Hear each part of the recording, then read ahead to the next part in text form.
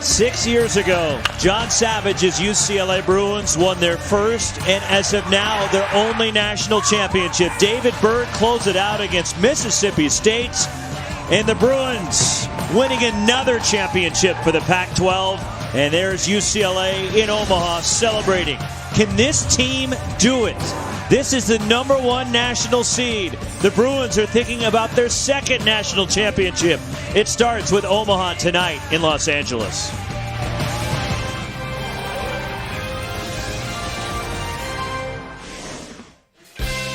Welcome to the NCAA Baseball Regionals, presented by Capital One. Friday night in Los Angeles, our regional bracket with the #1 national seed Bruins and Omaha getting ready to hook up, where LMU earlier today upended the 2 seed Baylor out of the Big 12 behind a terrific pitching performance from Cody Paiva and the West Coast Conference Tournament champion Lions into the winner's bracket, where the loser, Baylor, faces the loser of our game tomorrow in an elimination ball game.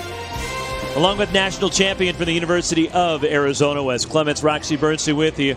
And UCLA, this has been the #1 team the majority of the season. Do they have what it takes to do what the 2013 team did? And it's been a historical season for UCLA and John Savage. Well, if you said no, people call you crazy, and this is why. Arguably one of the best seasons we have seen in a decade, Roxy. Why? Because the Bruins haven't lost a weekend series, folks. And even more impressive than that, they have not lost a midweek game, Roxy, at all. 47 wins, 24-5, winning the Pac-12. But this is maybe the best offense that John Savage has had since he's been the head coach of UCLA. This lineup top to bottom is tough, and it starts at the top with Garrett Mitchell and the way he's been really getting it going for UCLA. Well, in a lineup that features 6 juniors, which you could argue that all of them will be drafted next week. Garrett Mitchell is a sophomore who was they put him in the leadoff spot because Jeremy Idens got hurt this year, and boy, has he taken off. He is a scout's dream. What I mean by that, this guy can fly. He's got power. He can run, and he can run like the wind. I mean, he sets the tone for this Bruins offense, Roxy. Certainly the catalyst for UCLA, and they're going against a terrific pitcher for Omaha. Peyton Kinney is the Summit Conference Pitcher of the Year, 11-1 and a 1.65 ERA. Well, there's no question Peyton is the best that the Summit League has, and what we're going to find out tonight, that old saying, Roxy, good pitching beats good hitting, we're going to find out tonight here at Jackie Robinson. Well, the senior wants the challenge for the Mavericks of Omaha, the Summit League champions. The Mavericks from Omaha, the #1 national seed Bruins. Lineups and first pitch next from Los Angeles.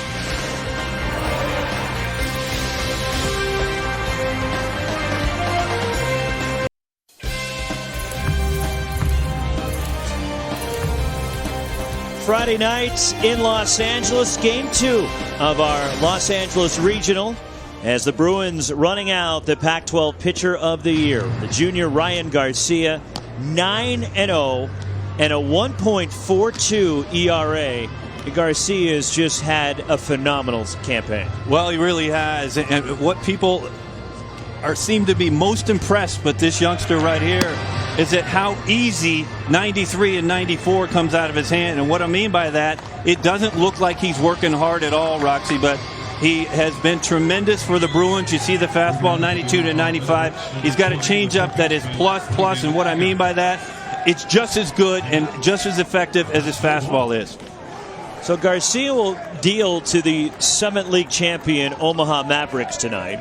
And you look at this lineup, and there's some balance to it. Nothing really stands out, although the DH, Parker Smeckel, has had a really good year hitting in the 3 spot for Evan Porter. Well, he has. It's an offense that Omaha has that was 3rd in the Summit League.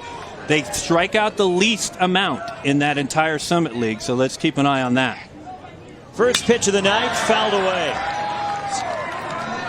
Braden Eckhout leads it off for Omaha. He's got a pretty good mustache going. Well, he does. I mean, that's pretty good stuff right there. Junior, 283 with a couple of home runs. Facing the 6-foot right-hander, Garcia's 1-strike pitch is high. 1-1. And Ryan Garcia didn't begin the season as the ace. but he certainly took the opportunity and ran with it for the Bruins. Well, he did, but he started the season a little bit late this year, Roxy, did Ryan Garcia. And 1-1 pitch. Echout takes high. It's 2-1. Zach Petway was actually the Friday night starter for the Bruins, and Zach is out now with an injury. So Garcia, the Pac-12 pitcher of the year.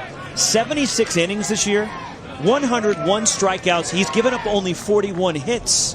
2-1 pitch is fouled off by Echout. 2-2. You know, it's hard to poke holes with the Pac-12 pitcher of the year, but if there is a hole when you talk about Ryan Garcia, it's that his pitch count gets elevated very early in the game. Many times John Savage has had to go get him after 5 or 6. There's a lot of foul balls. He throws a lot of fastballs up in the zone.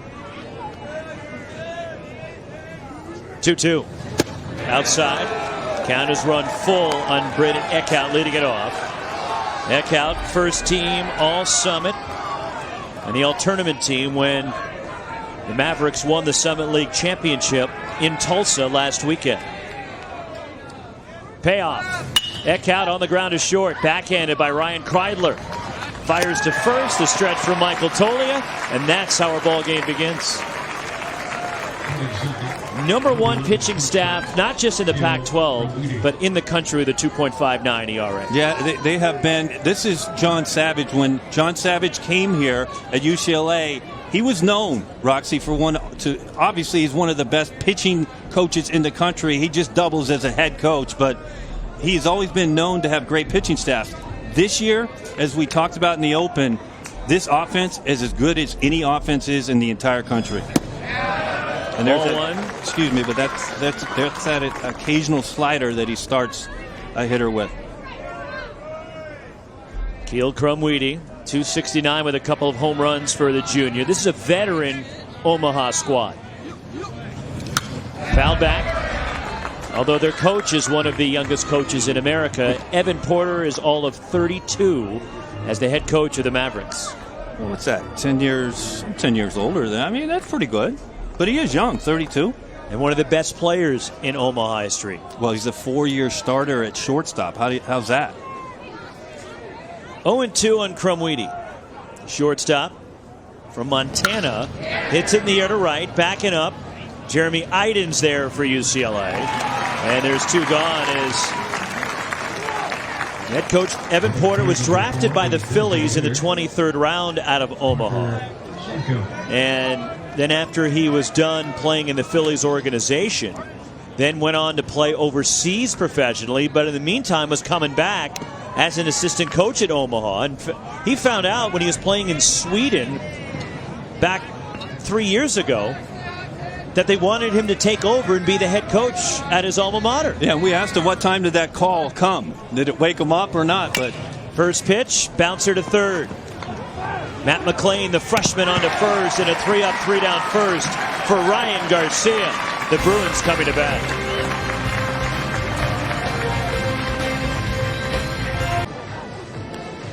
Here come the Bruins in the home half of the first inning, taking on Omaha in the 1-4 matchup of this Los Angeles Regional. And on the mound, Peyton Kinney. He is the Summit League Pitcher of the Year. And the senior had just a phenomenal campaign. When you look at the numbers, Wes 11-1 and a 1.65 ERA for Peyton Kinney. Well, he's been as good as the Summit League has seen in recent years. Roxy, take a look at the numbers. They don't lie. It's a sub-2 ERA. 11-1. You see his fastball is going to be around 87 to 90. He's not an overpowering guy by any means, but he's going to have to locate and change speeds to keep these UCLA hitters off balance tonight to be successful. And that splitter that he's got really does a phenomenal job of keeping the hitters off balance. Yeah, it's a big equalizer. It's exactly what it is. And it's a funky pitch, which he was trying to explain to us yesterday, as Garrett Mitchell leads it off for UCLA. And the sophomore center fielder takes ball 1. Well, Garrett Mitchell, just write this youngster's name down, because you're going to see this for many, many years to come. He is, without question, one of the most impressive sophomores in the entire country. I'd argue that he's the best sophomore in the country. He can do anything and everything on the field. But when this youngster hits one in the gap, Roxy, I mean, I pay money to watch him run the bases. Inside from Kinney, it's 2-1. As Garrett Mitchell, drafted by the A's in the 14th round out of high school. He's playing right field in the absence of Jeremy Idens, and they moved him to center when Idens came back. 2-1 pitch is popped up over toward the UCLA dugout. And it's out of play, and it's 2 balls, 2 strikes. Well, I think it was if injury could ever be a blessing in disguise for John Savage. Obviously, you don't want anybody ever to get hurt in Jeremy Idens, but when Jeremy Idens went out, Jeremy used to be the leadoff guy, and he was the catalyst. You take a look at John Savage in his 15th year at UCLA, but John was searching for somebody who could be in that leadoff spot. He tried 4 or 5 of his hitters in that leadoff spot, and as a matter of fact, he tried Garrett twice, and the second time, Garrett has never left. And Garrett, you talked to Garrett, he said, you know what really helped me? It helped me realize that I'm fast and I can use my legs, and all I got to do is make contact. 3-2 pitch hit in the air, left center field. Playable. And the center fielder for Omaha, Thomas DeBonville, makes the catch. 1 gone. As you look at the UCLA lineup and the depth to this lineup, and Wes, John Savage has won a national championship as Ryan Kreidler digs in. But this offense is probably better than the team that won the national championship. Well, I don't think there's any question that it absolutely is. When you take a look at Kreidler and Strump and Tolia and Stronach, those kids as a freshman, we remember 3 years ago, and we said, boy, wait till these guys are juniors. If these guys develop, what it's going to be like. And, you know, most of the time it doesn't come to fruition. This time it did. And these guys are, listen, they hardly ever have a bad day pitching, but if they do, this offense can carry them. Ryan Kreidler, fly ball, left center. Going back again is DeBonville with room onto the track. Now steps up to the edge of the warning track and makes the catch as Kreidler just gets under it. And there are 2 outs, and that'll bring up Chase Strump, the second baseman. 284 with 7 homers for Strump. And we're seeing the UCLA Bruin batters get the ball in the air, and with the marine layer moving in early tonight here in Southern California, it'll make it challenging to knock the ball out of the ballpark. Yeah, well, again, as that marine layer shows up, the ball does not carry as much. Strike 1. You know, we hardly ever talk about Chase Strump. Who's he? Well, just an All-American who catches the ball better than most do at second base. And, you know, he kind of reminds me a lot of Jeff Kent in many ways, Roxy. 1 strike pitch. Skied on the infield left side. From Weedy, the shortstop. Drifting with it, makes the play. 3 balls in the air and 3 outs for Peyton Kinney. We're scoreless to the second. Scoreless to the second, the 4-seed Omaha Mavericks in the #1 national seed UCLA Bruins as the Mavericks in the NCAA tournament for the first time at the Division I level. And they won the Summit League regular season and the tournament championship.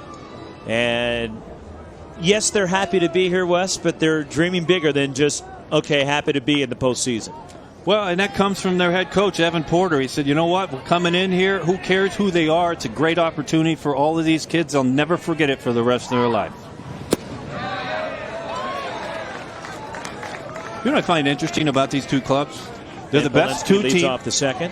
They're the best Summit League. Omaha, they're #1. The other comes from the Power 5, right? And the Bruins, they're #2. Polensky, 244. Drifts this one toward right. Backing up with room. Jeremy Idens out there. And he makes the catch, and there's 1 away as Ryan Garcia has retired all 4 Omaha batters to start his night. Brett Bonar, the catcher, the backbone of this Omaha squad. 1 gone here in the top of the second. As Bonar, second team All Summit this year. From Rose Hill, Kansas. JC transfer as this Omaha ball club is made up of a lot of junior college guys. Swing and a miss by Bonar. And that's the recruiting strategy, and that's the way that Evan Porter's had to build this program. And why do they do that? Well, these guys are coming from junior college. They're seasoned. They're not freshmen. They played college baseball, and it's the best way to fix some quick vacancies, as you see strike 2 It's to get guys that are ready for college and already have played, Rock. 0-2 on Bonars. There is Evan Porter. He coaches third in addition to being the head coach. The Pac-12 Pitcher of the Year, Ryan Garcia. Strike three called. The first strikeout for Garcia tonight. And there's two gone in the second. And, you know, we talked about how easy 93 looks. This is exactly what it looks like, Rocks. We hear it up here. It's just 93, and it looks like he's playing catch. 2 outs. Thomas DeBonville, the center fielder for Omaha. 6 homers, hitting .281. 2 outs, nobody on. Still looking for a base runner in this ballgame. Bonville, second team All-Summit, fouls off the pitch from Garcia. And it's his birthday today. Thomas DeBonville turning 22. Silverthorne, Colorado. Happy birthday. He started every game in which he's appeared in an Omaha uniform. 101st career start tonight. Here's the one-strike pitch from Garcia. Late on it is DeBonville, and it's 0-2. I still think it's impressive for Evan Porter, the skipper of Omaha, to be a 4-year starter at shortstop. And he's 6'5", by the way. 2-time All-American. Back when Omaha was a Division II program. 0-2 pitch, just missed. And that's the first ball that Garcia has thrown tonight. And it did miss by much. As Greg Howard is our plate umpire. How about Devinville? Devinville thought it was strike three. He was on his way out of the box. Marcus Patillo at first. Jeff Gosney at second. Kevin Sweeney, the umpire, at third. Ball and 2 strikes on Thomas DeBonville.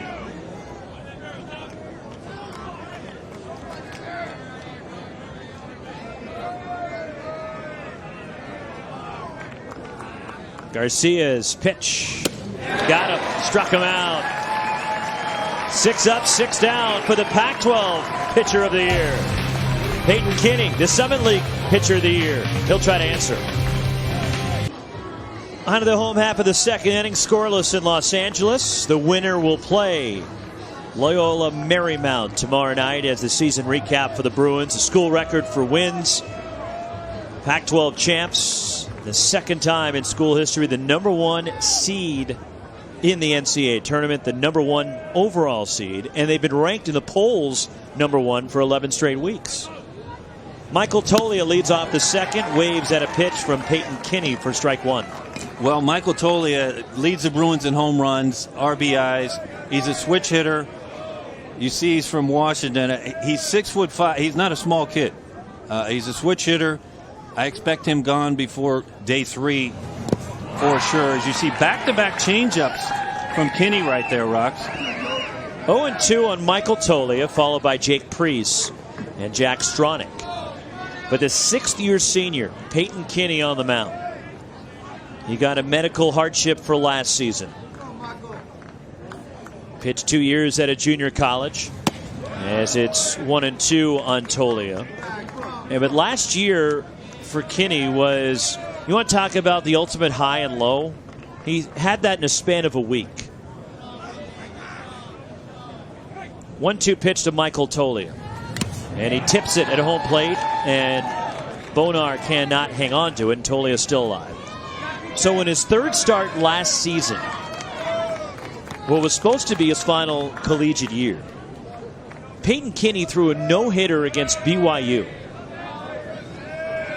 Then you fast forward a week, and it's 4th start of the year. 1-2 pitch, and Tolia fouls it back. Take it back. The no-hitter was against Ohio U. Then his 4th start came against BYU. And 2 pitches into the game, he felt something was miserable in his arm and had a UCL injury that shut him down for the rest of the year. 1-2 pitch, in the dirt to Tolia. It's 2-2.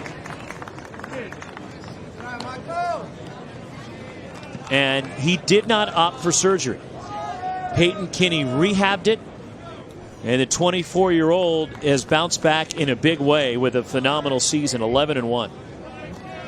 1.65 ERA. Strike 3 called to Tolia, upper part of the zone. And Peyton Kinney gets his first strikeout. Well, that's the first breaking ball in that at-bat that Tolia saw. He saw some changeups, he saw a fastball, and then Kinney throws him a pitch of Tolia that he hadn't seen in that at-bat, and it just locked him up. Tolia doesn't like it. He thinks it's up, but then home plate umpire Greg Howard said, hey, you're 6'5", 6'6". Here's another guy that's about 6'5", Jake Priest, the DH. He takes ball one. 9 home runs for Priest on the year, hitting .289. Well, he's a senior in this lineup, and he's kind of been forgotten in many levels, nationally, but all he's done is just hit. Skies this one out of play. 0-2 on Priest. The DH. Cousin Jordan was a terrific pitcher for Stanford back in the early part of this decade. 0-2 the count on Jake Priest. The pitch. Chased one in the dirt. Picked up by Bonar. Lobs it down to first. And a strikeout. And Peyton Kinney gets his second. There's 2 gone. Well, that's that split finger forkball that you had mentioned, Roxy, right there. The bottom drops out of it. But again, the thing to watch is not the first time around the lineup. It's the second time and the adjustments that this UCLA Bruins lineup makes. Jack Stronach, the left fielder, hitting .331 with a couple of home runs. And the pitch. There's the curve that's down and in, ball 1. Everybody's pretty much been an MVP in this lineup at some point in time in this year. And Jack Stronach, when Jeremy Idens went out, was the MVP. He filled in left field, and he made some highlight reel catches in left field, Roxy. Well, he's been so good out there, they just kept him in left field. And they put Jeremy Idens out in right, moving Garrett Mitchell to center. The 1-1. Hit on the ground sharply, gobbled up at first base. Braden Rogers handles it. 6 in a row for Kinney to start his night. Scoreless to the 3rd. The NCAA Baseball Regionals presented by Capital One. Scoreless to the 3rd of Game 2 of the Los Angeles Regional. Earlier today in Game 1, LMU. An outstanding pitching performance to shut down the #1 offense in the Big 12 as Baylor was handcuffed by Cody Paiva in a 3-1 victory for LMU. Leading off the 3rd, strike 1 to the left fielder Jack Lombardi, followed by the first baseman Braden Rogers and the second baseman Max Gamm for Omaha, their first NCAA appearance at the Division I level. Ryan Garcia has been locked in from the outset. It's 0-2 as that gets away from the catcher Noah Cardenas. Now, Omaha, just one of 3 teams in the state of Nebraska to be playing today. The other one being Nebraska, Darren Erstad's club, and then Creighton is up at the Corvallis Regional with Oregon State. Garcia's thrown 21 pitches, 17 strikes. Yeah, he's good. He's really good. So 2 conference pitchers of the year going toe-to-toe in on the hands of Jack Lombardi and fouled straight back. You know what's interesting about this, for better words, David versus Goliath? I mean, we can't sugarcoat it, right? You know what's good, tremendous about college sports and college baseball? If one of these Omaha kids runs into one of these fastballs and hits it out, gives them a 1-run lead, it literally completely wakes up that dugout in a different way to where they say, you know what? We can actually hang. We can play. 1-2 the count on Lombardi leading off the 3rd.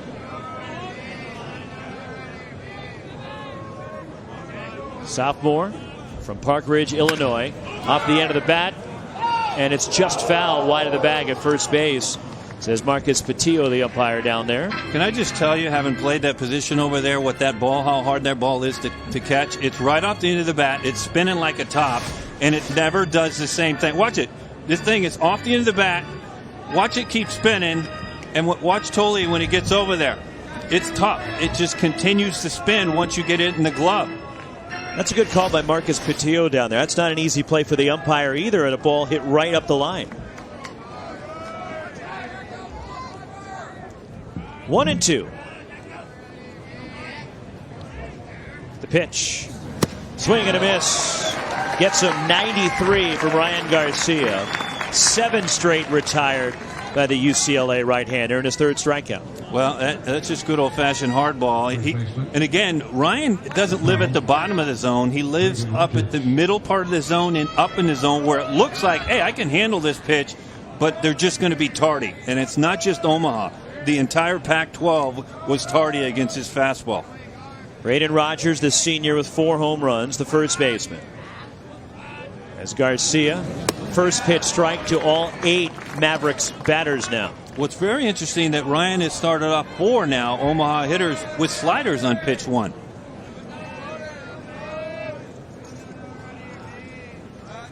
So the junior right-hander Garcia. 1 strike pitch. Fastball down and in. 1 ball, 1 strike on Rogers.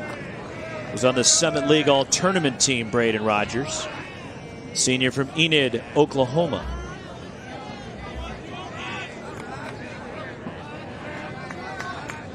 One ball, 1 strike. Garcia's pitch. 2-1.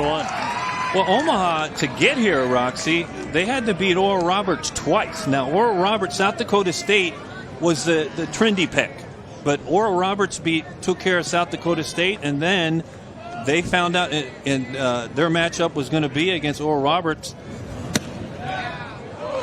Lost the first game, but came back and won the final game. So in that Summit League tournament, Evan Porter's team beat Western Illinois first. Then beat Oral Roberts, lost to Oral Roberts, and then beat him again. 2-2 pitch, hit on the ground to first base, scooped up Michael Tolia. And there's 2 outs here in the top half of the 3rd, and Max Gamm, the second baseman. Coming up for the Mavs, ESPN Networks brings you every game on the road to Omaha, starting with regional coverage on ESPN2, ESPNU, SEC Network, and ESPN3. Whip-around coverage also available through ESPN3 and the Bases Loaded channel. All coverage is available on the ESPN app. 2 outs, nobody on for the second baseman Gamm, the sophomore from Woodbury, Minnesota. 261 batter.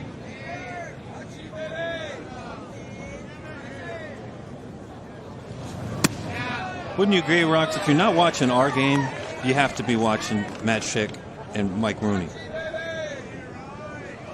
Okay. I have no problem with that. Well, I just said if you're not watching our game. You could have just said yes. 1-0 pitch. Although there's a strike in the knees to Gamm. You can watch any game you want right now. There's 16 different regionals across the country. Defending national champs Oregon State right now in action up in Corvallis. And the winner of our regional matches up with the winner of the Corvallis regional. Inside edge and a called strike. And Oregon State trailing 1-0 in the second inning at Goss Stadium in Corvallis. So the Corvallis regional squares off against this regional win. 1-2. The pitch. Gamm lines it at the second baseman. And Chase Strump makes the catch. 9 up, 9 down for Ryan Garcia. We're still looking for a base runner in L.A.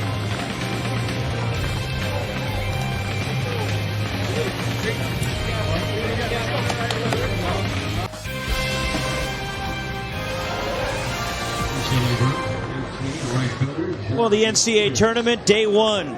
16 different regional sites. And how about the 3 seeds, including in this regional where the 3-seed LMU Lions knocked off the 2-seed Baylor.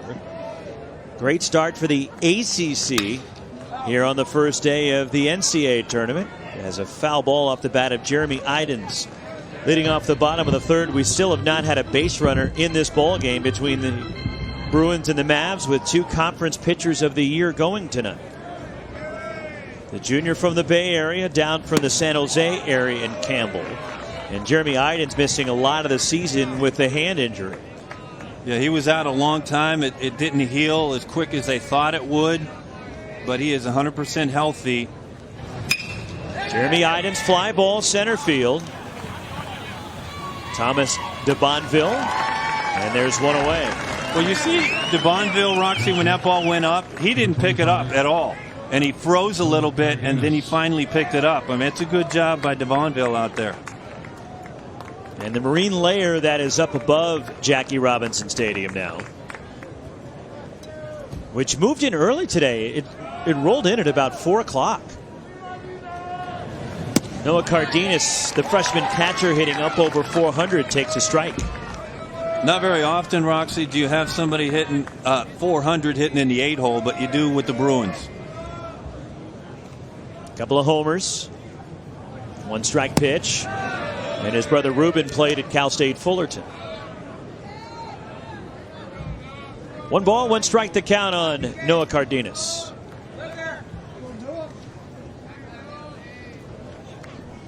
Peyton Kinney just misses with that one. Well, you can see, Roxy, why Kinney has been so successful. When he misses, he doesn't miss up. He misses down. And if you're going to miss as a pitcher and you're not a hard thrower, missing down, it's going to keep you on the mound much longer. Fouled away, 2-2 on Cardenas. You talked about the marine layer. We've been here when it's been fogged out here.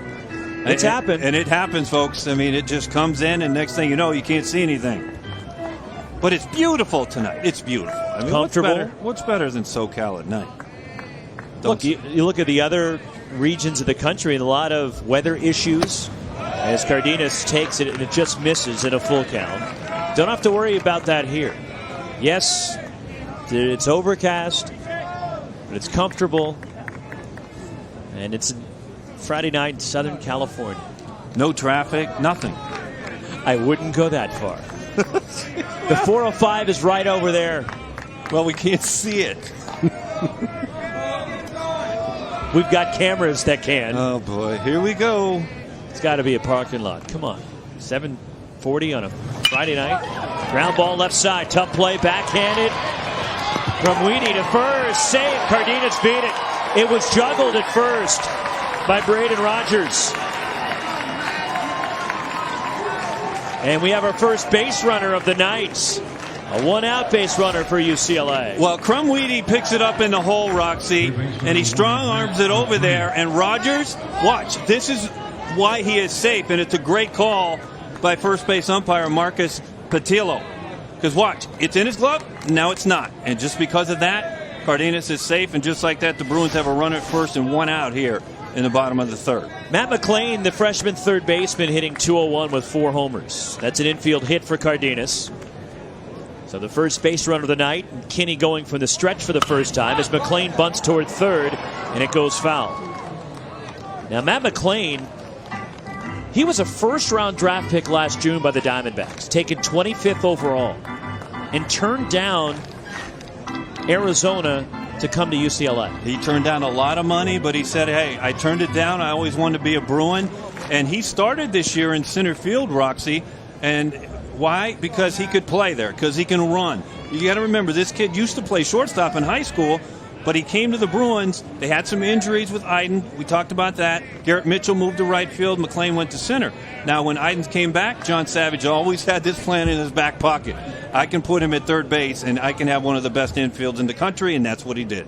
And Ryan Kreidler, who was playing third, is moved to shortstop, which is his natural position.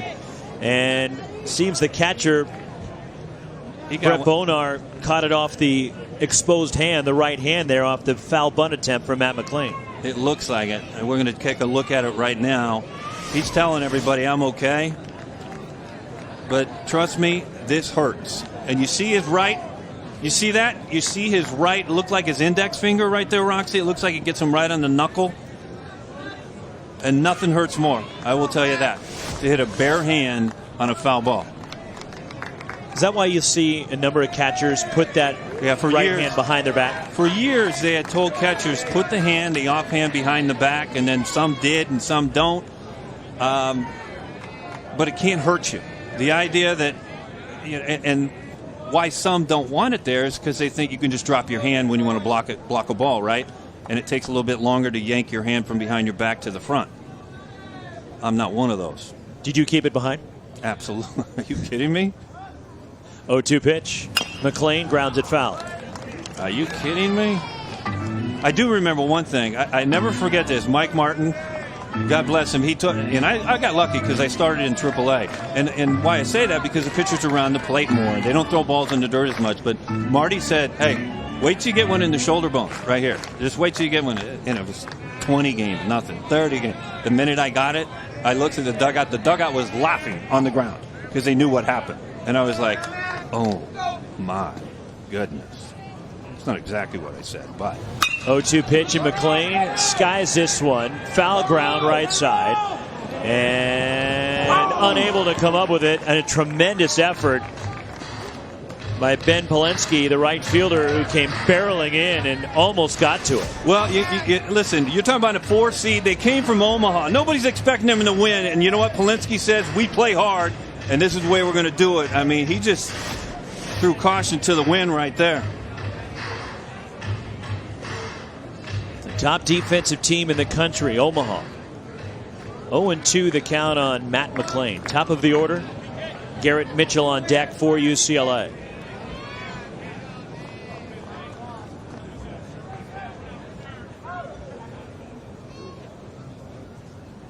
Oh, 2 pitch. There's the curve from Peyton Kinney. It's ball one. Kinney averages almost a strikeout per inning.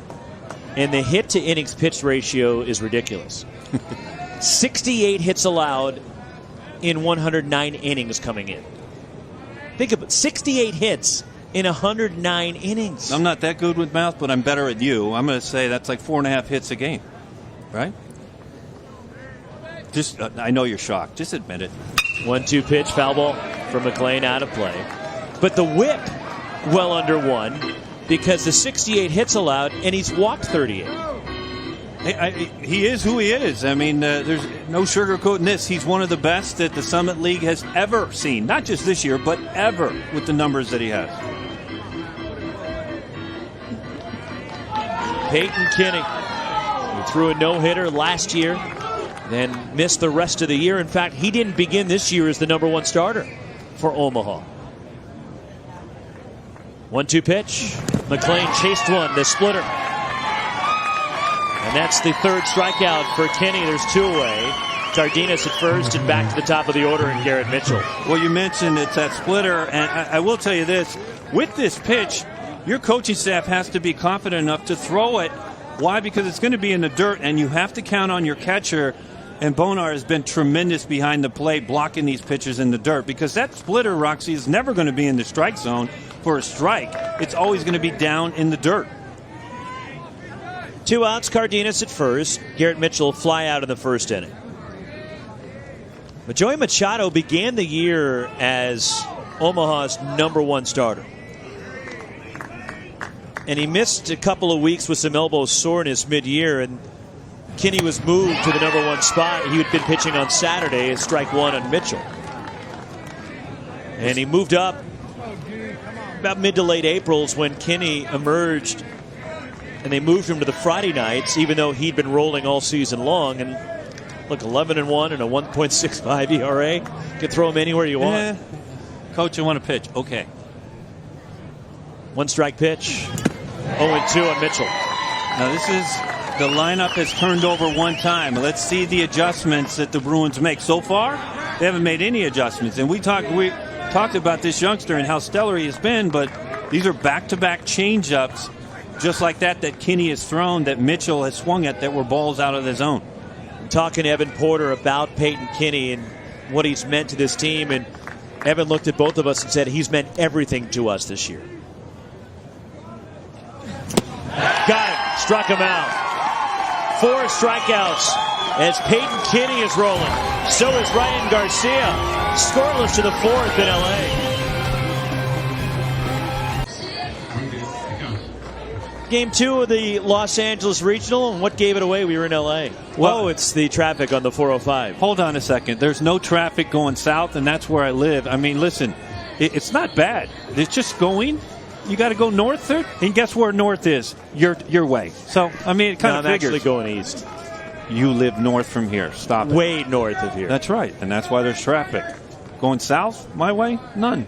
Top of the order for Omaha in the 4th against Ryan Garcia is Braden Eckert. Strike one on Eckhout. Eckhout followed by Kielkrum-Weedy. And then Parker Smeckel here for the Mavs as Garcia in the dirt. 1 ball, 1 strike. 9 up, 9 down so far for the Pac-12 pitcher of the year.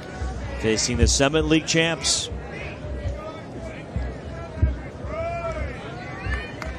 What a great run it's been for Omaha to get here. Winning the regular season and conference tournament championship as a strike to Eckhout. And it's 1-2 on the leadoff batter. Excuse me, Rock, but you know what they say?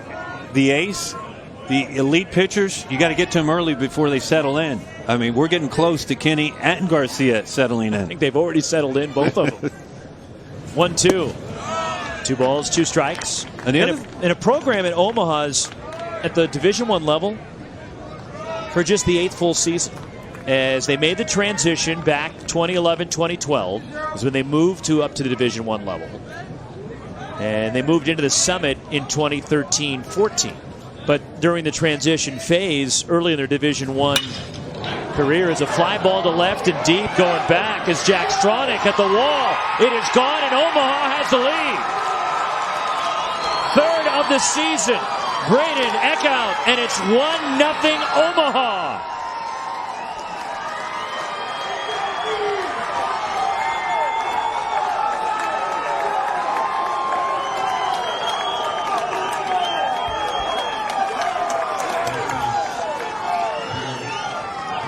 Well, we talked about Ryan Garcia, Rux. He likes to throw a lot of 2-strike balls up in the zone, and unfortunately for him, Eckhout said, I can hit that pitch, and just like that, he puts Omaha up on the road against the #1 team in the country and the #1 seed. 5th home run Garcia has allowed this year, and a strike taken by Kielkrum-Weedy. As Braden Eckhout goes yard, and Omaha a 1-0 lead in the 4th.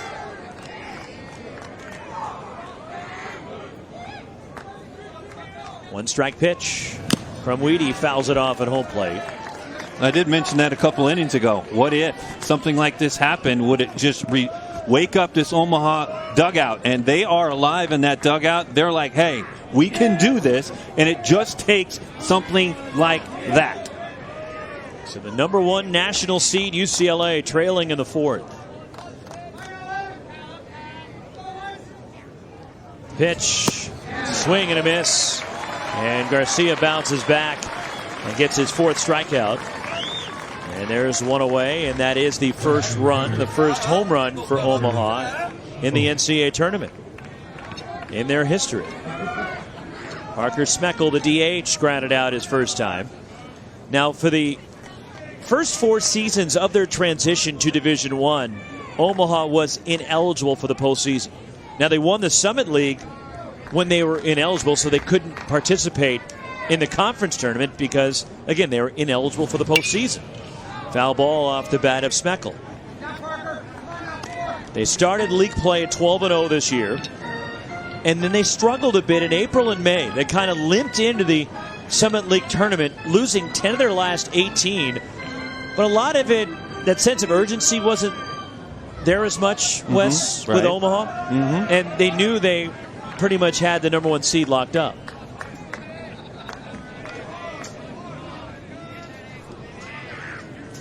Ryan Garcia, the 1-strike pitch, and Smeckel gets under it, fly ball out toward Jeremy Idens in right. And he camps under it and puts it away with 2 hands. 2 gone here in the 4th, the cleanup batter. Ben Polensky coming up for Omaha.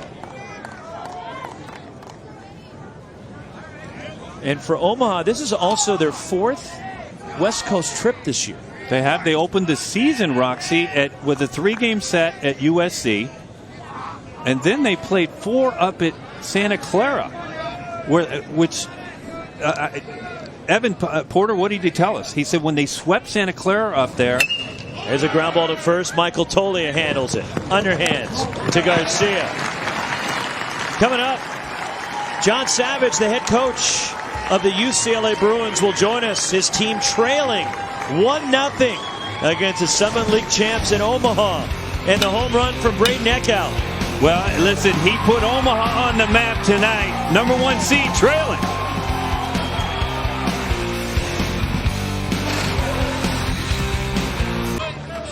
One nothing Omaha leading UCLA to the bottom of the fourth with Wes Clements. Roxy Bernstein joined by the head coach of the Bruins from the UCLA dugout, John Savage. And Skip, this is a team in your ball club that's been so consistent all year, and you look at your group.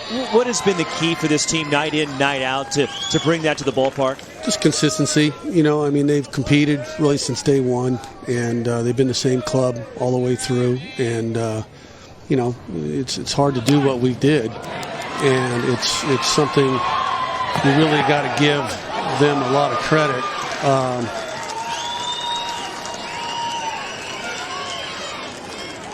You need to run? Yeah. Go ahead. Go ahead, John. You got more important stuff to do. Go. Yeah. So John Savage. We're just going to challenge this. Okay. So we're okay. So Ryan Kreidler trying to bunt his way on here to start the bottom of the fourth. Well, he is. And this year, when we talk about this review here, Roxy, this is the first time, and we're going to get a look at the play right now. You're going to see the throw. That's tight. We can't see it from behind, Roxy. His leg blocked it. From that angle, so we'll see. And the crew, again, review has come into play in the NCAA regionals now, where this is the first time we've had it at the regional level, as close play at first base, Ryan Kreidler trying to bunt his way on. Well, it's close, Roxy, and so the call is challenged by UCLA. So, John, with Ryan Garcia, and you've seen his development. With the way he is pitching now for your ball club, what has been the biggest improvement you've seen from him this season? Just maturity. Has kept his stuff all the way through his outings. Fastball command has been really good. His curveball and his slider's really coming, and his change is coming. So we like everything about him. We've had some really, really good guys here, and I think he's in line. Pac-12 Pitcher of the Year. That's a hard thing to get, and he earned it. I think Ralston has pitched very well, too. But at the same time, Garcia's been our Friday guy since Pet went down, and he's did an outstanding job. Well, John, you're facing a kid, Kenny, on the mound for Omaha. He's been the best in the Summit League the entire year, and arguably one of the best ever to be in the Summit League. He throws a lot of off speed. Your second time around the lineup, but what adjustments do you think your hitters need to make? We certainly have to use the middle of the field. I mean, Kenny's really good. I mean, he's got fastball command, and that change is, looks like the fastball, and we had to use we have to use the middle of the field. We can't pull against this guy. He likes the right on right change, and it's just not. It's somewhat of an uncommon pitch, right on right. They usually see fastballs and they usually see breaking balls, and when there's a good right on right change, you can see how tough it is to square up. And we hit some balls hard. We just missed some balls in the first inning, and then our bats the last couple innings haven't been very good. John, thanks for the time. Appreciate it. Thanks, guys. John Savage, the head coach of UCLA, one gone here in the bottom of the fourth on the challenge. The call was confirmed, by the way, from the NCAA Command Center. And the replay review, then a called strike to Chase Strumpf, who popped out in the first inning. 1-0 lead, Omaha in front on a homer from Braden Eckhout. His third of the year off Ryan Garcia. Just one hit so far for UCLA, an infield hit by Noah Cardenas. 1-2 pitch, strike three, call to the knees. Strikeout number 5 for Peyton Kinney. There's 2 gone in the home fourth. Well, from somebody, Kinney, who's been throwing a lot of off speeds, watch him lock up Strumpf with this fastball perfectly located down on the outside part of that plate. Greg Howard says, yes, sir, that is strike 3. 2 outs, nobody on. Michael Tolia struck out looking in the second.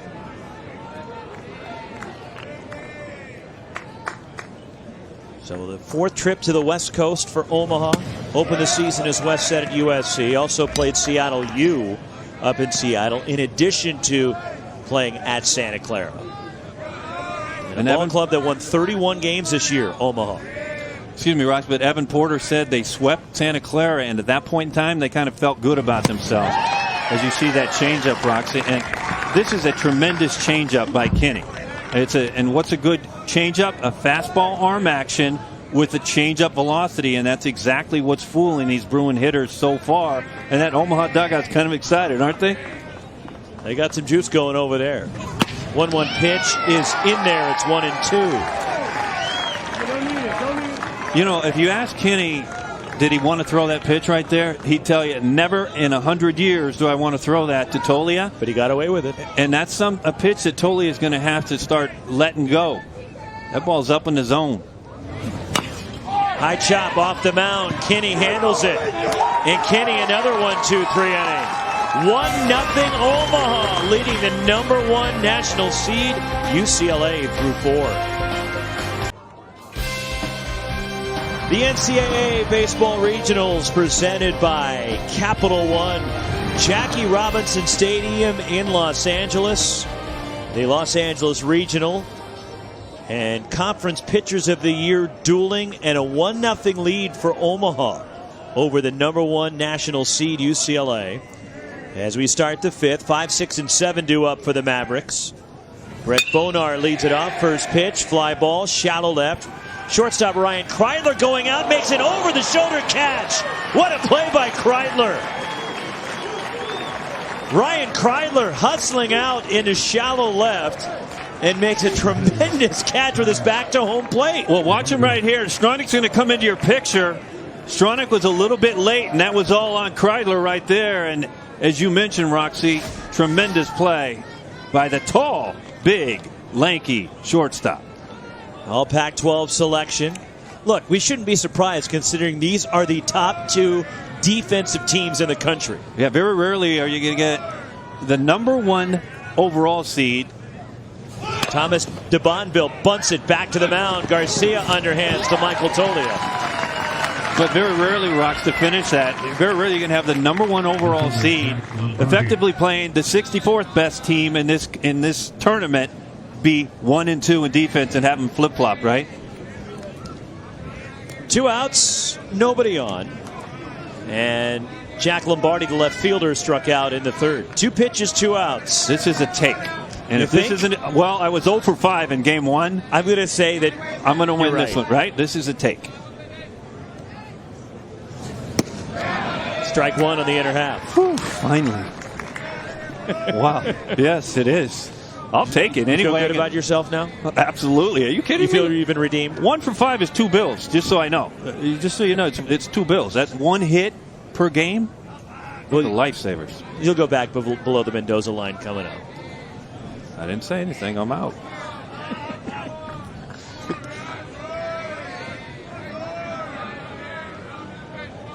One strike pitch. And there's a bouncer to first. Michael Tolia stays with it, leads Garcia. 3 up, 3 down in the 5th. Coming up, Evan Porter, the head coach of Omaha, joins us next. His team leads the #1 national seed 1-0. Well, in the 4th, Omaha 1-0 lead. Braden Eckhout takes Ryan Garcia out of the ballpark, and it's the only run of this ball game so far. 1-0 Mavs. Bottom of the 5th, along with Wes Clements, Roxy Bernstein, joined by Evan Porter, the head coach of the Omaha Mavericks, in your first trip to the NCAA tournament with this group. I got to imagine everybody's loose and having fun.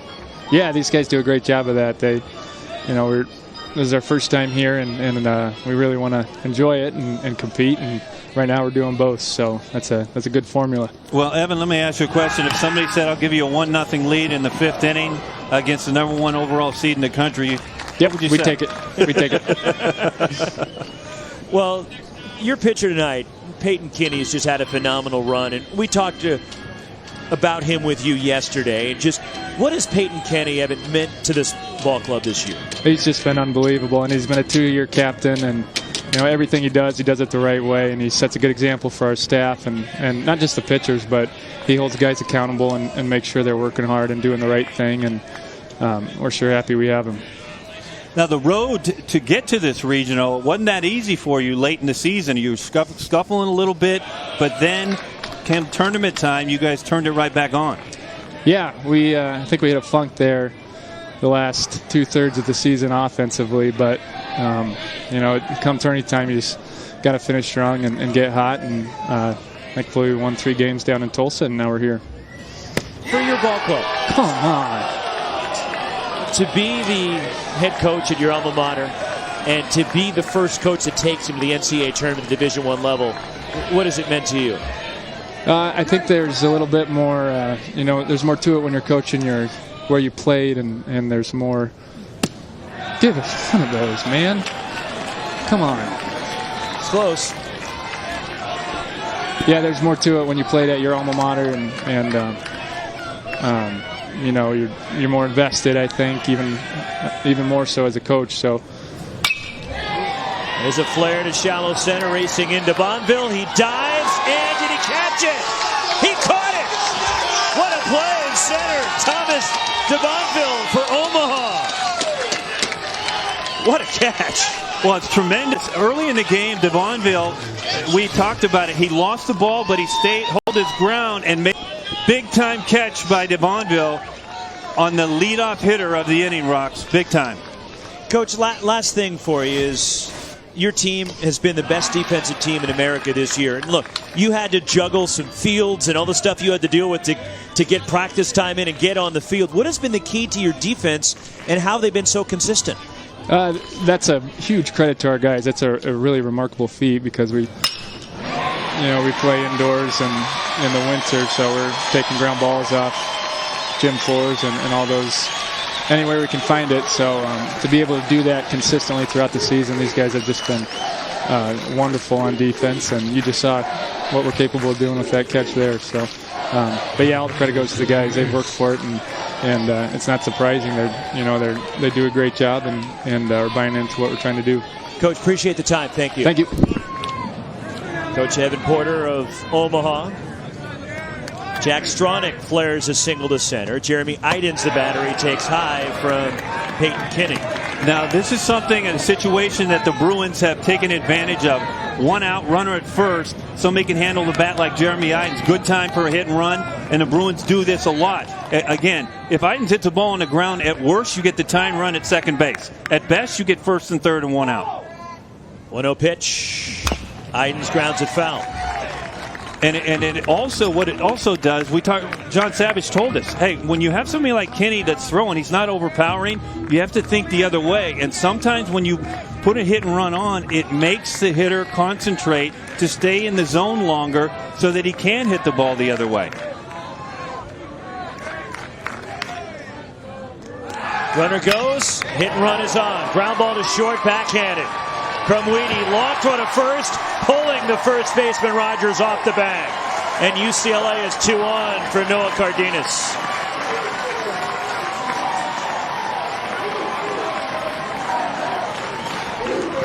Well, that's exactly what the Bruins did, Roxy.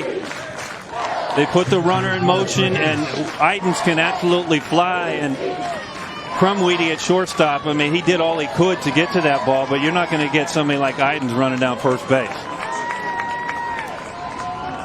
2 runners on, infield hits for Jeremy Idens. Stronach at second, Idens at first, Cardenas an infield hit in the third. It's the first real opportunity for UCLA in the ball game. Against Peyton Kinney, the pitch. Cardenas skies it foul behind the plate. Brett Bonar watches it sail into the stands. And it's 0-1 on Noah Cardenas, the freshman catcher. And with Kinney, he pitched twice last weekend at the Summit League Tournament Championship. He started the first game for Omaha, and in that first game, he went 6 innings against Western Illinois. And they had a huge lead. Evan Porter pulled him just in case they wanted to bring him back at some point during the tournament. 1-strike pitch fooled him, 0-2. And then when they had to go to an extra game, an elimination game in the championship against Oral Roberts, he brought Kinney back on 2 days rest. And he went 7 1/3 innings, struck out 10, when they're only thinking they were going to get 3 or 4 innings out of him. Yeah, listen, we talked to this youngster yesterday, and we understand why. I mean, you're going to have to really go out there and forcefully take the ball away from this youngster on the mound. 0-2 to Cardenas. Nice job by Bonar behind the plate to block it. And we asked Evan Porter yesterday, hey, did you think about giving him an extra day and maybe starting Joey Machado and then pushing him back to Saturday? And he said that he approached Kinney about it, and even before he could get the words out of his mouth, Kinney said, I want the ball. Yeah. Well, we talked to him yesterday. 1-2 pitch. There's the curve, and it just missed. Boy, is that a great take by a freshman hitter in Cardenas. That right there is the toughest pitch in the world to take on a 1-2 count. Tremendous take. Very rarely you're going to see a freshman come in who is a catcher who's hitting over 400. Better yet, hitting in the 8-hole, Rocks. 2-2 the count.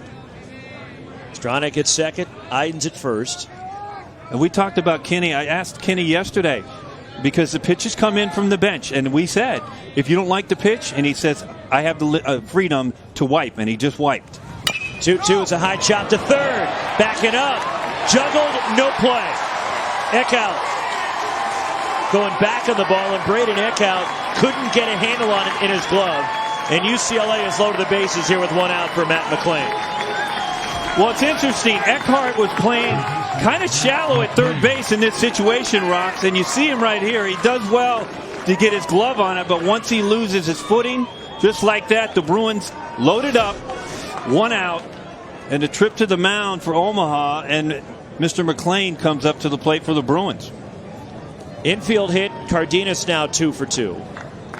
As Evan Porter makes all the mound visits for Omaha, talking to Peyton Kinney and the entire Omaha infield here. So 3 straight hits for UCLA with one out. And down 1-0. The number 1 overall seed in this tournament has never lost their opening game. And they trail it here in the 5th inning to the Summit League Pitcher of the Year and the Summit League Conference champion Omaha Mavericks. Well, of course, Kinney is trying to induce McClain to hit a ground ball. The only problem with McClain, if he doesn't hit it to the corners, speaking of third base or first base, they're never going to turn a double play on this youngster because he can flat out fly. And his job right now is literally to think up the middle, think the other way, speaking of McClain, so that he does not hook it to third base, which they can turn a double play. So the Diamondbacks' first-round draft pick from last June turned them down to go to UCLA. And the freshman at the plate here with the bases loaded, down 1-0 in the 5th. The pitch. McClain swings and a fly ball. This will score the run. It'll stay in the ballpark. And the left fielder Lombardi makes the catch. The runners tag, and they all move up, and we are tied on a sac fly for Matt McClain.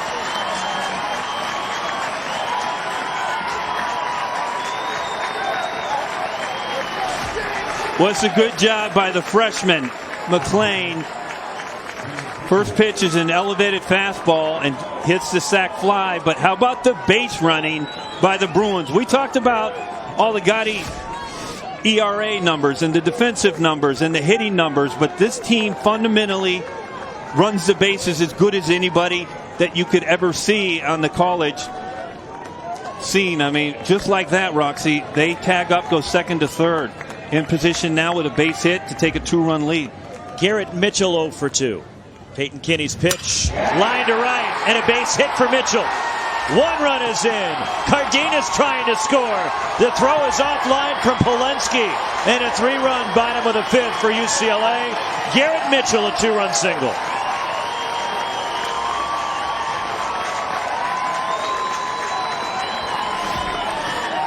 Well, Garrett Mitchell had trouble with the off-speed stuff from Kinney. Kinney elects to start him with a fastball, and Garrett doesn't miss it. And just like that, we talked about it. If you give this Bruins club an opportunity, they take advantage of it. But I go back to the previous sac fly. Jeremy Idens at second base is the one who made the decision to tag up, and Cardenas behind him. Well, that was the big 90 feet, Cardenas. Absolutely. Because if you throw to third from left to second base, maybe you keep Cardenas at first as Ryan Kreidler strike one. But he was able to advance when Omaha threw the ball to third base. He sure was. But it all started by Idens tagging up, and a great job by Cardenas at first. If you're the trailing runner, watch the runner in front, what he does, and just because of that, the Bruins are up 2 runs. Mitchell running. Kreidler a fly ball out towards center. DeBonville is there, makes the catch, but the damage is done. The Bruins put up a 3 spot and the #1 national seed now. Up 3-1 in Omaha as we go to the 6th. It's up 3-1 as we head to the top of the 6th. The Pac-12 Pitcher of the Year, Ryan Garcia. How good has he been? 15 of 16 first pitch strikes, Roxy. He has flat out been on fire, with the exception of the lone home run he gave up. The home run by Eckhout, and Omaha had a 1-0 lead going to the bottom of the 5th, where the Bruins get 4 hits and 3 runs against Peyton Kinney in the home 5th and carry a 3-1 lead to the 6th inning, and it'll be 8-9-1 for Omaha here against Garcia, who has struck out 4. And the interesting thing about Garcia, Wes, is he's been efficient tonight. Ryan Garcia usually has an elevated pitch count. Not the case tonight. You took the words out of my mouth. Take the bottom right corner of the screen. You see 49 pitches through 5 innings. But again, a lot of that has to do with him being throwing strike 1 to 15 of the 16 hitters he's faced. There you see the pitch count right there. Braden Rogers, the batter. Garcia does have 1 complete game this year. Rogers a ground out in the 3rd. It's now 2-0. Braden Rogers trying to get something going here as Ryan Garcia looking for that shutdown inning after the Bruins rallied for 3 against Peyton Kinney in the bottom of the 5th. 2-0. That's low from Garcia. Well, the last thing you want to see if you're John Savage is that after you score 3 runs, to take the lead is have the first hitter that Ryan Garcia faces walk on 4 pitches. For that matter, walk to lead off the next inning. Called strike 3-1. Just the second 3-ball count for Garcia tonight. And the first time he went 3 balls, and the only other time prior to Rogers leading off the 6th, was when Braden Eckhout led off the ball game. 3-1. Fouled away, and the count is run full on the Omaha first baseman. Well, you know what's coming if you're Rogers. It's going to be a fastball on a 3-2 count. If you're Rogers, you just have to make sure that you make Ryan Garcia get the ball down. A lot of times Ryan Garcia has big-time success with that elevated 2-strike fastball, Rox. Full count. Junior from Sierra Madre, California, Garcia's pitch sent toward the parking lot out of Jackie Robinson Stadium. And you see what happens. Rogers offering at that pitch, Roxy, up in the zone. And why it's good for Ryan Garcia, because he can just elevate just a little bit more, and then there's no chance for them to catch up. Ideally, you never want to throw a ball on a 3-2 count, but when you have hitters offering at that same pitch, why not? Up and away, and a start. First walk issued by Garcia tonight. And Rogers is aboard to the 9-hitter, Max Gamm, coming up for Omaha. For more coverage of the Division I, baseball regionals, and interactive brackets, go to NCAA.com. Evan Porter gets a leadoff walk from Rogers. Gamm lined out in the 3rd inning, and Max Gamm, an incredible story, where he is battling Crohn's disease. He had it diagnosed when he was in high school. When his weight, he had been about 150 pounds, dropped down to 129. Wow. And he struggles still to keep on weight, but he's battling the disease. It's under control. And he bunts at it, and he fouls it off at home plate. Academic All Summit League selection, Max Gamm.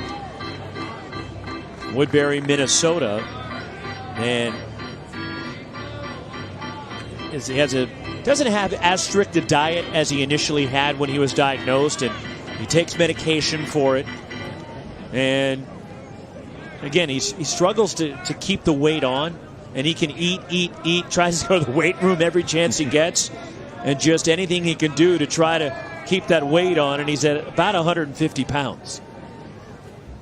Rogers at first, the one-strike pitch, bunted out and missed by Gam. Cardenas to throw to first. Safe getting the hand back in with Braden Rogers.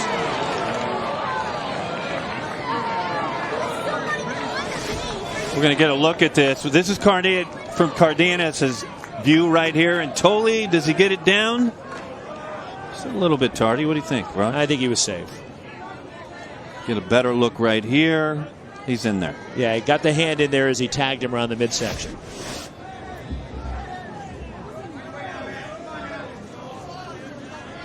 (3-1) UCLA, the big hit from Garrett Mitchell. 2-run single and a 3-run fifth for the Bruins. Garcia's 0-2 pitch, and Gam flares it to right. Defensive swing coming in as Jeremy Idens in right, who was playing shallow, and he makes the catch for out number 1. Back to the top of the order, and Braden Eckhout, who homered his last time up. He did, but you talked about where Idens was playing. With 2 strike, folks, Idens literally was playing a deep second base right there with Gam up there. And again, this is scouting reports. With 2 strikes, they understand, speaking of the Bruins, that Gam doesn't have a lot of extra base power. So Idens played very, very shallow and was able to get that little dunker. 1 out for Eckhout. Garcia, the pitch. Fastball, they blew it by him. So the only complete game for Garcia this season and his UCLA career was here against Utah in late April. He went the distance on a 2-hit shutout, 1 walk, 14 strikeouts in the game against the Utes.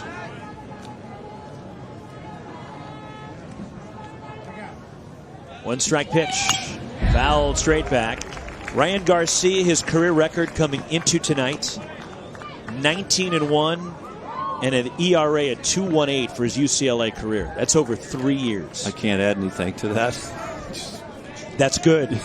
That's really good. You know, really? Double-digit strikeouts 4 times this year for Garcia.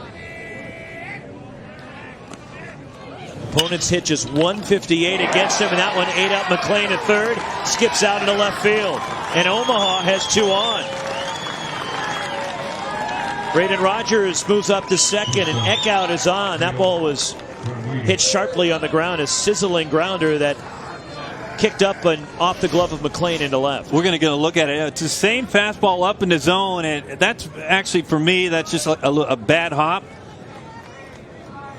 It's got to be a hit. Waiting for the official score to rule. I would like to think it would be a base hit, but just like that, Omaha, they're not going away, Rocks. First and second, 1 out. That's a tough error to give Matt McLean. Well, it is a tough one. I mean, they can't see what we can see on a replay, but it looked like it took a nasty hop off that grass right at the crease. Right at the lip there where the grass meets the dirt. 2 on. Keel Krumwiede is the batter. The 2-hitter for Omaha. And he takes high. Krumwiede is 0 for 2 tonight. And, you know, we've talked about where Ryan Garcia likes to throw that fastball, Rocks, and it's not down in the zone, it's been up. And that's where he's been successful the entire year. The only problem with that pitch, when you start messing around up there and hitters start making adjustments like Eckhout did last time when he left the yard, I mean, you can end up with a 3-1 bomb in a second. Rogers at second, Eckhout at first. The pitch. There's a ground ball to second, could be 2. Strump to Kreidler, the turn on to first. 2, double play. Taylor made for Garcia, nicely turned by Kreidler at the bag. 3-1 UCLA. We go to the bottom of the 6th, and Garcia getting defense behind him. Well, this is one of the best in the country. Strump to Kreidler, over to Tolia. We're heading to the bottom of the 6th.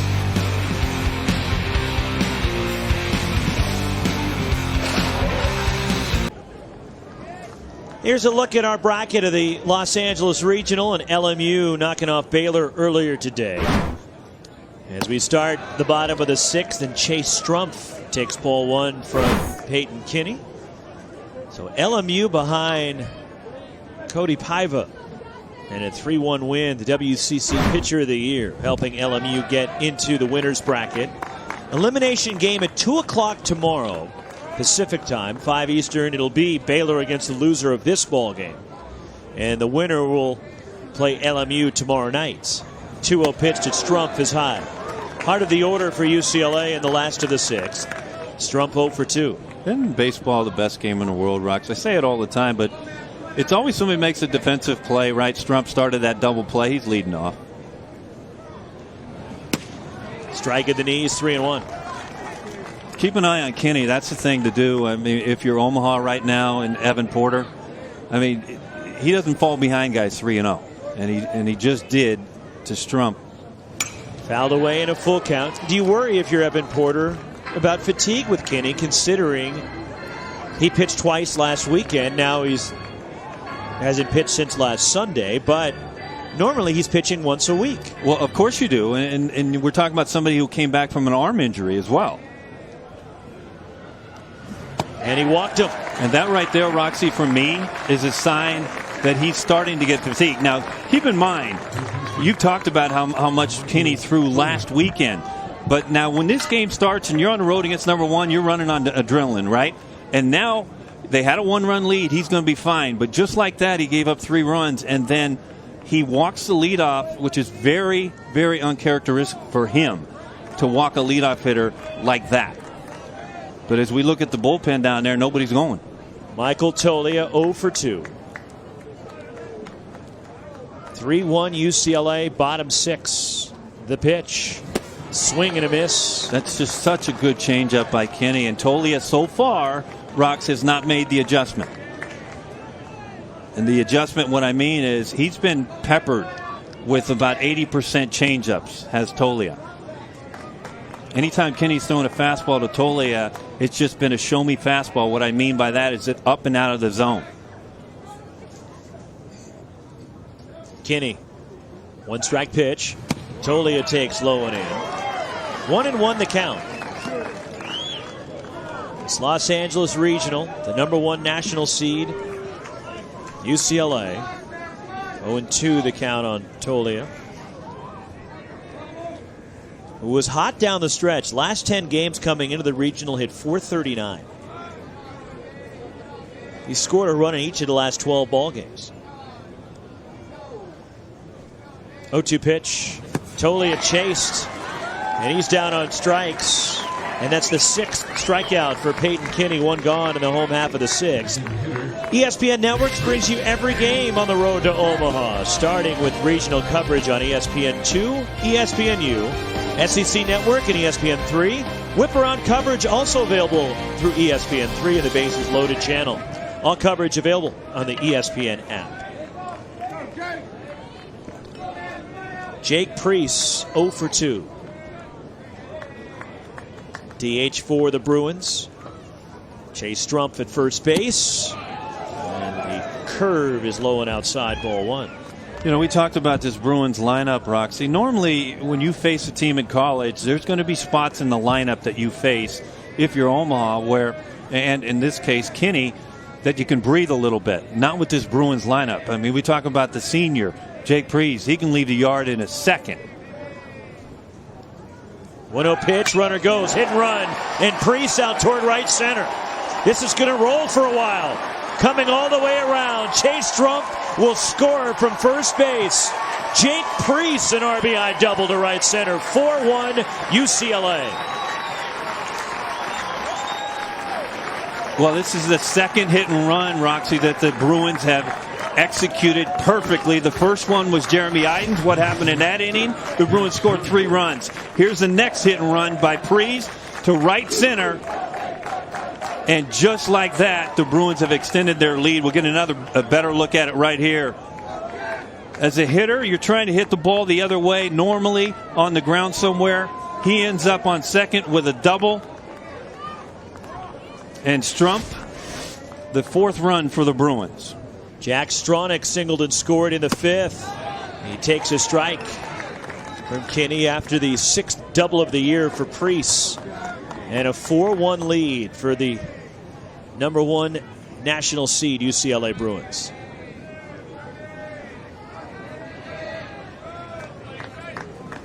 After Peyton Kinney breezed through the first 4 innings, the Bruins have gotten to him here in the last 2. The Pitch. 1-1.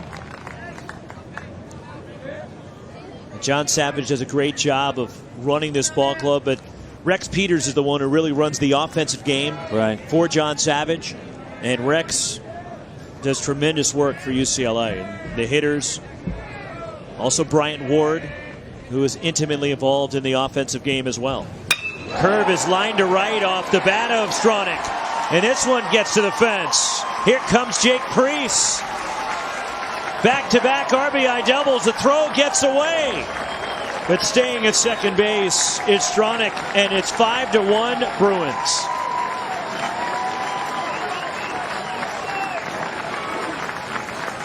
Well, this is a curveball, and it's up in the zone. Watch where it ends up. It's a curveball up in the zone, and Stronach, who has been instrumental in this Bruins offense this year, knocks in the Bruins' 5th run. And, you know, again, you've talked about Kenny and how much he's thrown. I'm really surprised that nobody's up in the bullpen for Omaha right now. He's got 86 pitches at this point in time. High to Jeremy Idens, singled and scored in that 3-run 5th, and a trip to the mound for the catcher Brett Bonar. Yeah, Bonar going out to the mound on his own. It's a great trip as we see somebody starting to get loose for Omaha. Grant Supanchik, right-hander. Looks like he's going to loosen up. So the first 14 batters against Peyton Kinney tonight went 1 for 14.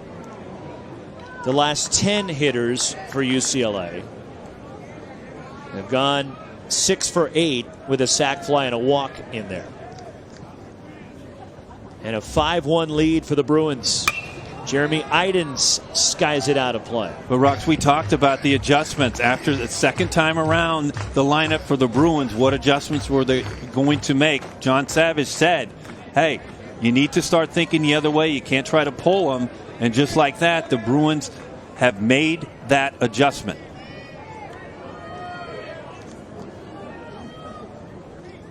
The pitch. Jeremy Idens, a foul ball. 1-2 on the UCLA right fielder, and what an addition he was down the stretch.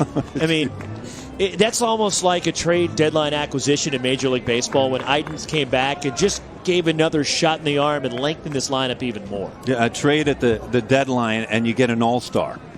I mean, you know how I feel about Jeremy Idens. I think he was the catalyst of this Bruins offense. 1-2 pitch. Idens, another foul out of play, and he's from the Bay Area, went to St. Francis High School up in the Bay Area, and that school produced another former great Bruin.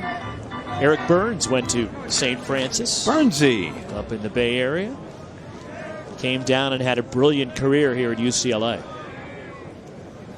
Stronach at second, still only 1 out. 1-2 on Idens.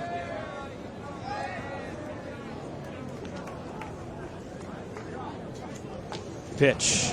Curve is high. Although I will say that Idens a little bit more calm than Eric Burns. Oh, you think? Just a little? Slightly. Yeah, just a little. Just a little bit. Well, what I love about Jeremy Idens and why I think he's the catalyst is that he does everything good and really good. He's fundamentally sound. You can hit and run, which is what he did early in the game. He catches the ball in the outfield, even on just normal fly balls. Fundamentally sound. You'll watch him get behind the ball. He's got a plus arm. He can run the bases. He can bunt when John Savage needs him to do it. I mean, he just does everything fundamentally sound. 2 balls, 2 strikes on Jeremy Idens. Jack Stronach leads out there at second. Trailing at 1-0, UCLA 3 in the 5th, 2 more here in the 6th. Peyton Kinney, the pitch. There's a foul at home plate. And Peyton Kinney wanted this challenge bad. He was excited. We were talking to him yesterday about the prospects of going up against the #1 team in the entire tournament. He's like, well, we'd have to probably go through them at some point anyway, so let's go get them. Well, on top of that, Evan Porter was going to have to fight to get the ball away from him. 2-2 is in the dirt, knocked down by Bonar.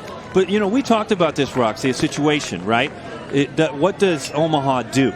Do they start Kinney against arguably the best team in the entire country? Or do you hold him back and pitch second game? It's a tough situation. It's a tough situation for Evan Porter, because if he doesn't start Kinney, what is Evan Porter saying to his kids? We can't beat this team with our best. Or he's thinking, let me give him an extra day considering he was overworked last weekend. I mean, that would be an excuse he could use even if he was ready to go. Yeah, I mean, you could, I guess you could try to sell that to your club, but when this club knows who their best guy is, and they have had more success than as a team with this youngster on the mound. And he's been their dude all year. Yeah, it's just like every time he's taken the ball. What did we do? 11-1 and a 1.65 ERA coming in. 3-2 to Idens. Foul back. Because it's real easy for us to sit up here and all the experts to say, why would you throw your best against the #1 team in the country?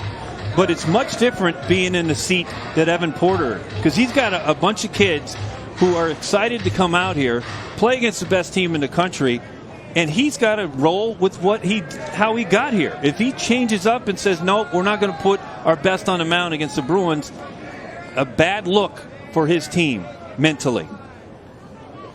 3-2 again. Idens strikes out. 7 punch-outs for Kinney.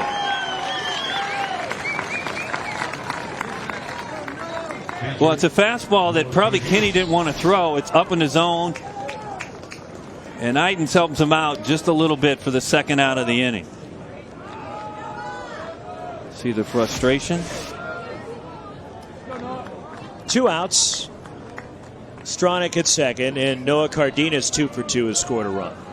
A couple of infield hits for the Bruins catcher, who came in hitting over 400. In the 8-hole. Spin and a bluff from Kinney. Stronach dives back despite no throw.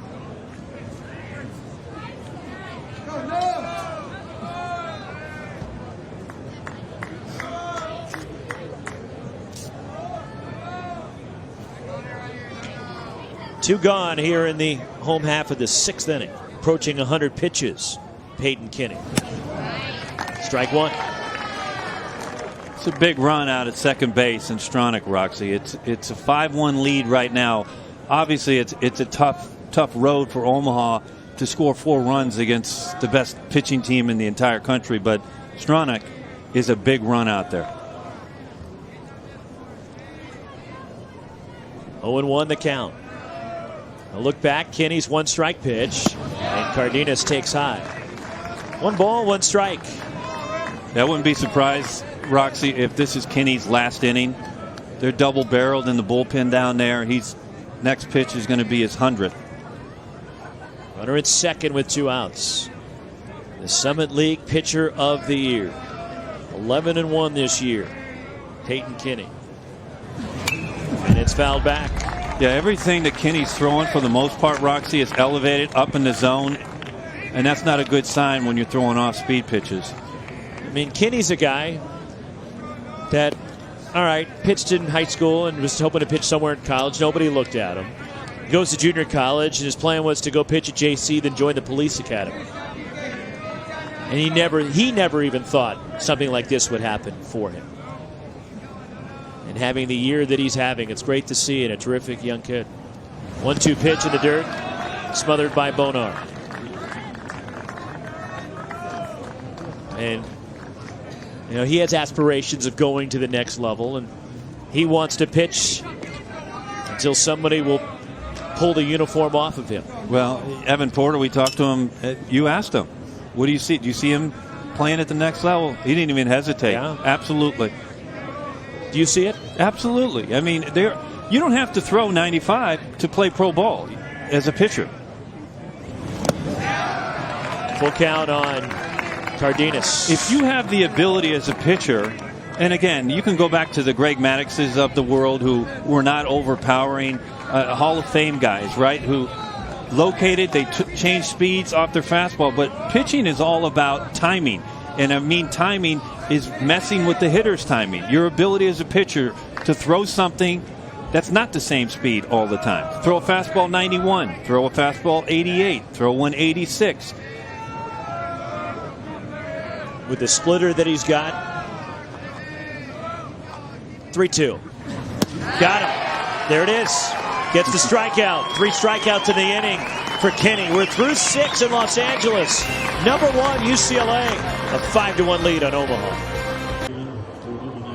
Well, this was Peyton Kinney coming off the mound after finishing off the bottom of the 6th, and it sure looks like that was it for the pitcher of the year in the Summit League. Well, you think about what's going through his mind. I mean, if this is it for him, this is it. This will be the last time that he puts on this uniform after this regional, and you know, you're going to see his head coach Evan Porter went over there, gave him the hug. I would suspect, Rox, that's it. Activity continuing in the Omaha bullpen as Ryan Garcia with a strike to Parker Smeckel starting off the 7th. Heart of the order for Omaha, and there's the line on Kinney tonight. It was breezing through the first 4, then UCLA got to him in the 5th and the 6th. There is activity in the UCLA bullpen just in case right-hander Nate Hadley is up. Parker Smeckel 0 for 2 tonight. A ground out and a fly out, and the 1-strike pitch is sent out of play. 0-2 the count. Yeah, John Savage has been pretty consistent as we take a look at Nathan Hadley. Normally it's Nathan Hadley will go the next inning, and then after that it's Mora, and then it's Powell if you need him. And under the watchful eye down there of Everyday Dave. Yeah, well, David Berg, maybe the greatest closer in the history of the Pac-12. Can't argue that. Helped UCLA to the 2013 National Championship. There he is, Everyday Dave. And we call him that because he literally pitched every day. He did. He did. Kyle Mora, it's got a lot of assists from this young man right there, and Mr. Berg. He is the undergraduate assistant. He handles some of the pitching responsibilities for the pitching guru, John Savage. But we're not kidding, he pitched every day. In the 2013 season, the year UCLA won the national championship, David Berg pitched in 51 games. 51 games in a college season. Just mic drop. The year before, as Smeckel skies it in a shallow center, going out, the second baseman Strumpf giving way to Garrett Mitchell. Mitchell makes the catch, and there's 1 out. So Berg threw in 51 games the national championship season. He threw in 50 the year before. Kyle Mora, who's in the UCLA bullpen now, is tied for 3rd with Berg on the single season list for appearances, as Berg also appeared in 43 games in 2015. Well, we talked to Bergie, what did we talk to him 2 days or yesterday, and we said, hey, so Kyle Mora, you guys talk? He said, I don't really have to. He knows what I did, so it's obviously he can do it. Cleanup batter Ben Polensky is 0 for 2 tonight.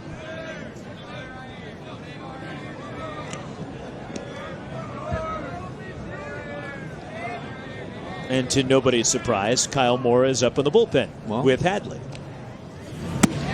Well, you know, call. We talk about this Bruin club and how great they have been, but they're so fundamentally sound so much that on that pop-up, the previous pop-up and the out where Kreidler and Strumpf went out, guess where Garcia went? Right where he's supposed to be. He went to second base. So that if the batter runner ends up trying to go to second, Garcia was there. I mean, they're so fundamentally sound. And keep in mind how this Bruins offense got ignited by a successful hit and run. Strong baseball background of the Polensky family as he lines one out toward deep left center field. Clubbed into the alleyway. This will get to the fence. Ben Polensky pulls into second base. And a double. And the second hit for Omaha tonight. And Polensky, a 1-out double, is at second base for the Mavericks, trying to get something going here. And for Ben Polensky, his 13th double, which is second on the squad. Well, it's an elevated fastball where Garcia likes to elevate it. And it's just a good adjustment by Polensky, who ends up on second base with 1 out here. Brett Bonar, the catcher, is 0 for 2. 1 out, a runner at second. 5-1 UCLA. But Polensky, whose dad played at Omaha, and later served as an assistant coach. Jim Polensky. Bonar sends one in the air. Shallow left, coming over and in, and drops in front of Jack Stronach out there. But having to hold up and make sure the ball was going to get down, Polensky had to hold. He stays at second base, and that's a single to left for Bonar, and Omaha has 2 on with 1 out, and Thomas DeBonville coming up. Well, it's a good job by Polensky at second base for many reasons. Why? You're chasing 4 runs. You can ill afford to make a mistake on the bases, but you can see when you see Stronach come over, Polensky, watch him. He's going to turn around, look at the ball, fundamentally sound. He's not sure that Stronach's going to catch it, but when you're down 4 runs, safe, you'd rather be safe right there and just come back in first and second. You're chasing 4. Polensky's brother Caleb played at Omaha back in the early part of this decade. So a strong tie to Omaha baseball for the Polensky family. Just off the outside ball, 1-2 DeBonville, who has looked uncomfortable in both at-bats against Garcia tonight.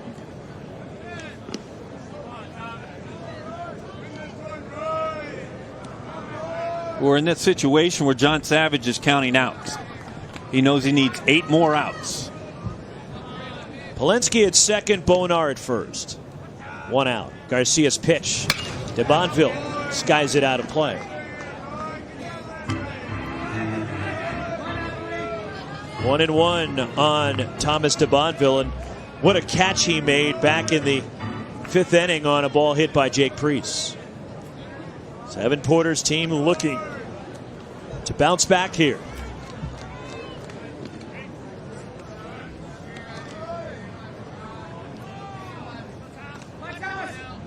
Two on for the Mavs. The pitch high to DeBonville. 2-1 the count. Other action going on. This matches up with the Corvallis Regional, where earlier Michigan beat Creighton. Cincinnati is up 3-2 now on Oregon State in the 6th, as the Beavers trailed at 3-0, but home runs from Tyler Malone, who was one of the heroes in Omaha last year for the Beavers, and Kyler McMahon have brought Oregon State within a run, and Bryce Femmel pitching for the Beavers tonight. Again, Cincinnati had a remarkable job to win the conference tournament and get the automatic bid into the field. Well, and they knocked at least one bubble team off by winning that tournament.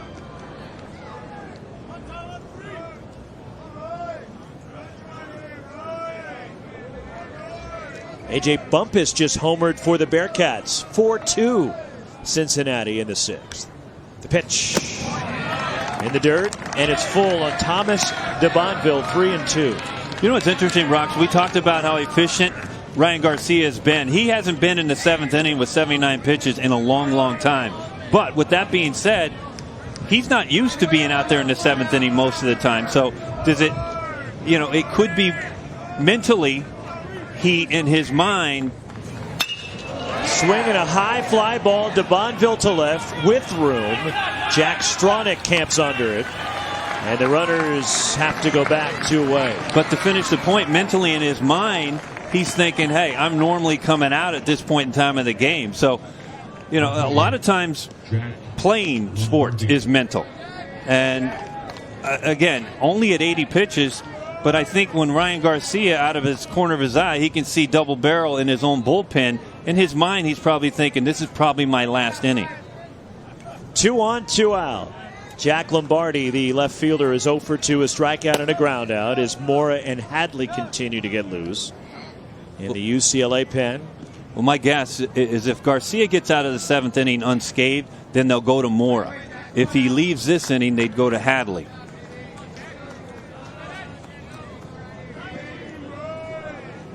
Polensky at second, Bonar at first. Garcia, the pitch. Just missed, ball 1. Although at 80 pitches,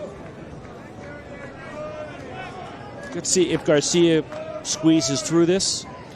I could see him out there for the 8th. Well, I don't think I get what you're saying. I just don't think John Savage is going to do it. He sticks to his plan that he has before the game starts. I mean, when you see a pitch like that, And then you go, well, why on earth would you take this guy out? John, I mean, he's one of the best in the country. 15th year at UCLA. There's Jack Ralston, tomorrow's starter, sitting right next to him, number 19. But John will give you an answer. Why?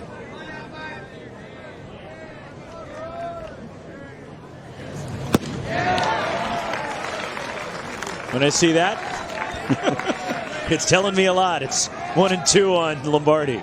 Should I go out on a limb and try to go 2 for 2 in this game? That if Ryan Garcia gets out of this inning right here, we will see more in the 8th. Okay. 1-2 the count. 2 on, 2 out the pitch.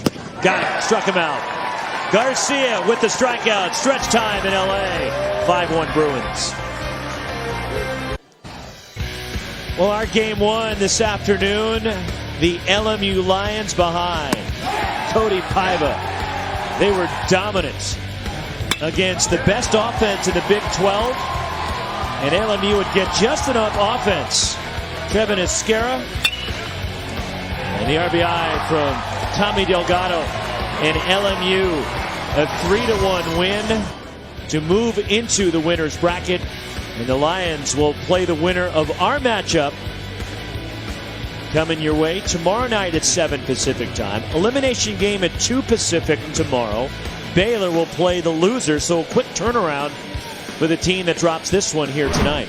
5-1 UCLA, bottom 7. Grant Supanchik, senior from Papillion, Nebraska, takes over on the mound after 6 innings from Peyton Kinney tonight.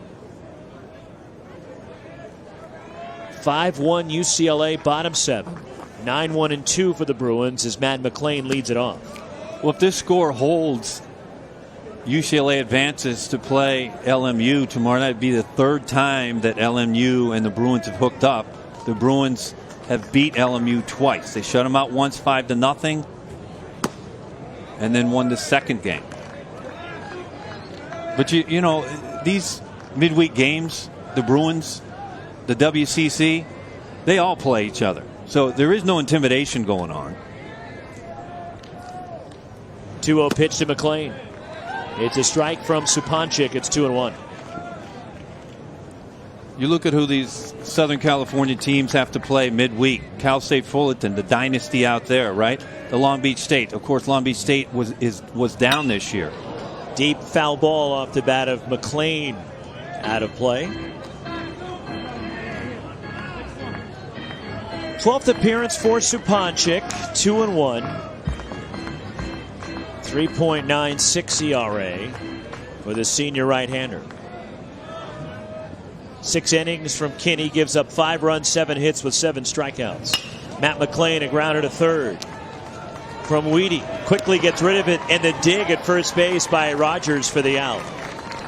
1 gone here in the bottom of the 7th inning. For more coverage of the Division I baseball regionals and interactive brackets, go to NCAA.com. You know, I'm going to stick up for my first baseman over there, Roxy. That's a great pick by Rogers. In the dirt, Braden Rogers over there at first base.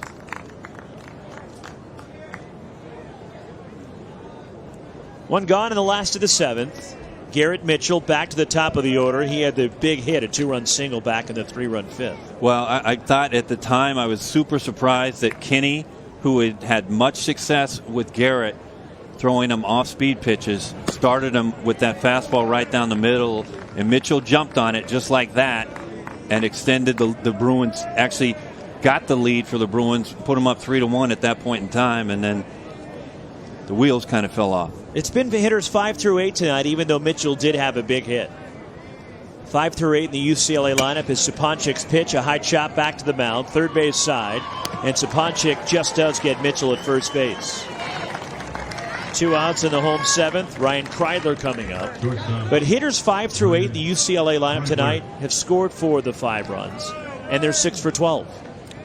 Well, I go back to Jeremy Idens. He's involved in everything. We talked about how fundamentally sound. Remember, the Bruins were trailing 1-0 going into the bottom of the 5th, and then the Bruins had a runner at first with 1 out. They run a hit and run, and it's executed by Idens, and they end up with first and second. But I think the biggest play in that inning was not with the bat, not with the hit and run.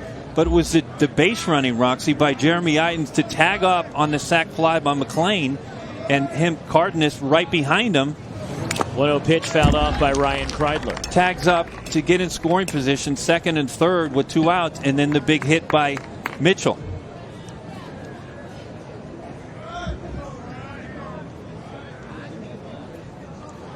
One ball, one strike the count, and Ryan Kreidler 0 for 3 tonight. Goes the other way and pokes it foul. 0-2 rather the count on Kreidler here. Facing Grant Supancic on a relief for Omaha. We talked about the draft being on Monday. Scouts, they really like this youngster at the plate. Kreidler is a tall shortstop with a plus arm. I think they're going to drafted out of high school by the Cubs, but I think they're late in the draft. Excuse me, Roxy, but I think they're going to draft him as a shortstop, play him as a shortstop in the minor leagues. If it doesn't work at shortstop, they'll move him over to third base. That's tied him up. Supancic gets the strikeout. 1-2-3 go the Bruins in the 7th. 5-1 UCLA as we head to the 8th. Welcome back to the NCAA Baseball Regionals, presented by Capital One. This bracket matches up with the Corvallis Regional, where Michigan in a 3-over-2 matchup earlier today, advancing to the winner's bracket. And Cincinnati right now leading Oregon State. And the host Beavers, the defending national champs. Foul at the plate is Ryan Garcia working here into the 8th. And don't fall Braden Rogers leads it off. Excuse me, Rox, but don't fall asleep on Michigan. Michigan's one of the teams that had beat this Bruins team. They, for a long time, led the Big Ten. Garcia pitching into the 8th inning. It's the 7th time in Garcia's last 9 starts, as the one-strike pitch nails the outside corner in 91. By the way, that he's gone at least 7 innings. By the way, I was wrong, Roxy. Just so I'm 1 for 6. And what's the batting average? 167. Yeah, it's a You're shocker. below the Mendoza line. It's a shocker that you figured that out. And you didn't use our wonderful stat man. Mike's got enough to worry about over here, just trying to help you out. he's dealing with me. 1-2 the count on Braden Rogers. 8-9-1 for the Mavericks here. Omaha had a 1-0 lead on the homer from Braden Eckhout in the 4th. You know, Rox, you mentioned that Oregon State score. When's the last time Oregon State, when they hosted a regional, lost game 1? 2015, I want to say. To Irvine? To UC Irvine. Mike Gillespie, the great Mike Gillespie. Yeah. 2-2 pitch. Line the other way at the second baseman. And Chase Strumpf handles it, and there's 1 out.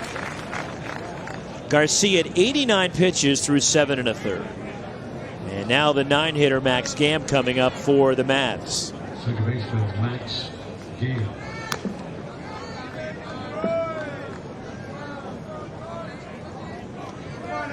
So 1 gone here. Gam is 0 for 2 tonight. A line out and a fly out. And we talked about his story earlier, battling Crohn's disease.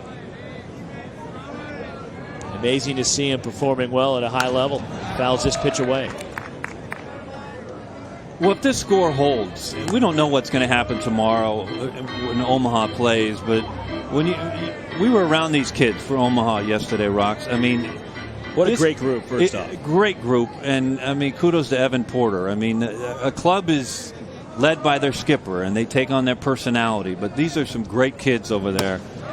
And I mean, it's a great story for Nebraska.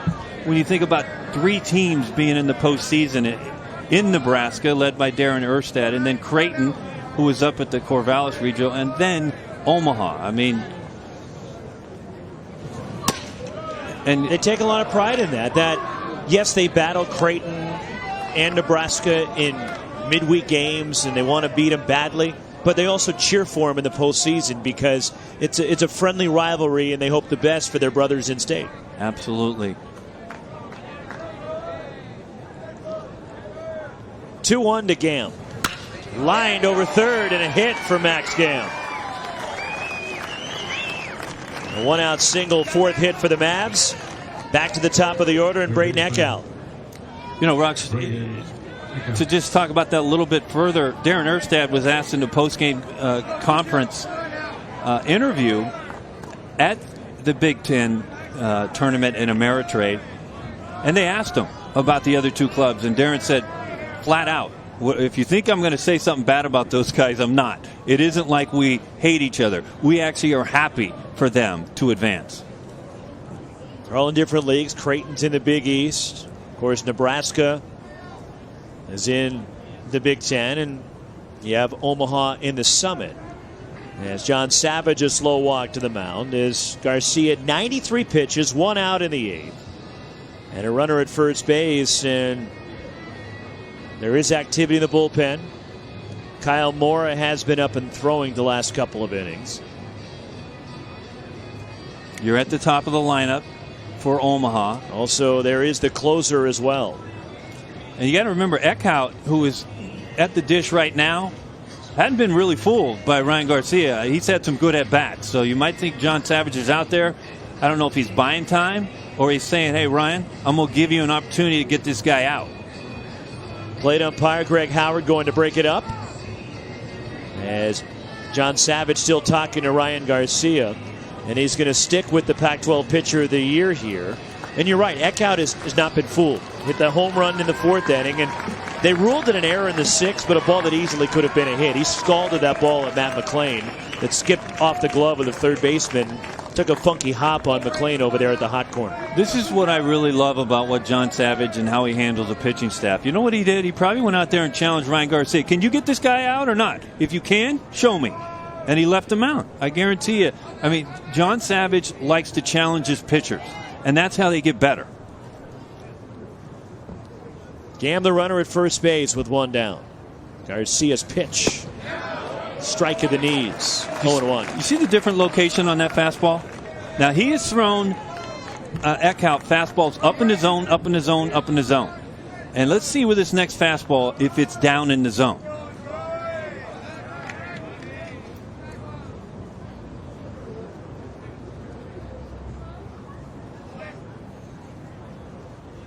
One strike pitch, way outside. Cardenas has to lunge at it. 1 ball, 1 strike.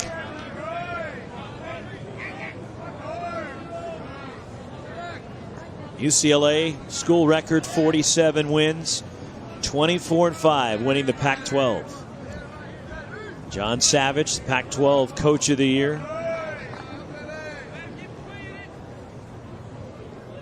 Moved to first by Garcia, dig by Tolia. As Garcia put that one in the dirt, and Gam getting back to first base. That right there is Ryan Garcia buying some more time just to get more comfortable. No reason in the world to think that Gam is going to try to steal a base down 4 runs.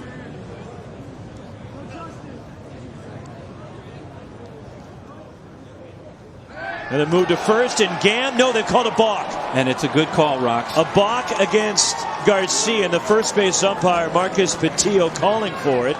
And John Savage moving quickly out toward first base to have a word with the umpire, Marcus Petillo.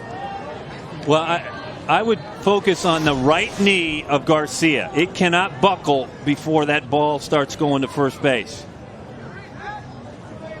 That's close.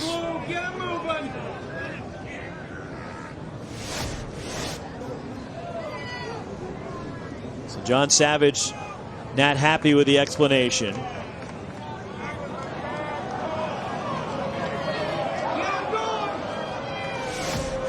And the balk called, and Gam, who was leaning. They got him, too. They did pick him off, but the balk was called. And so, awarded second base, and a 1-1 count on Eckhout as Omaha has a runner in scoring position. A little bit of a mist, as you can see there,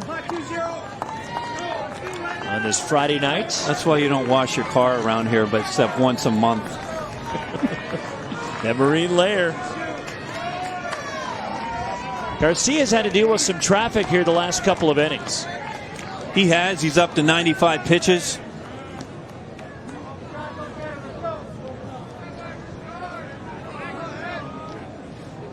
Runner at second base. Garcia's pitch hit to the left side. Matt McLean at third. Cranks it across to first. The stretch by Michael Tolia. 2 outs. Keel Krumriede coming up. Shortstop, Keel Krumriede. So Krumriede tonight, 0 for 3. 2 gone and a runner at second base. The Mavs just trying to see if they can scratch out another and draw closer to UCLA.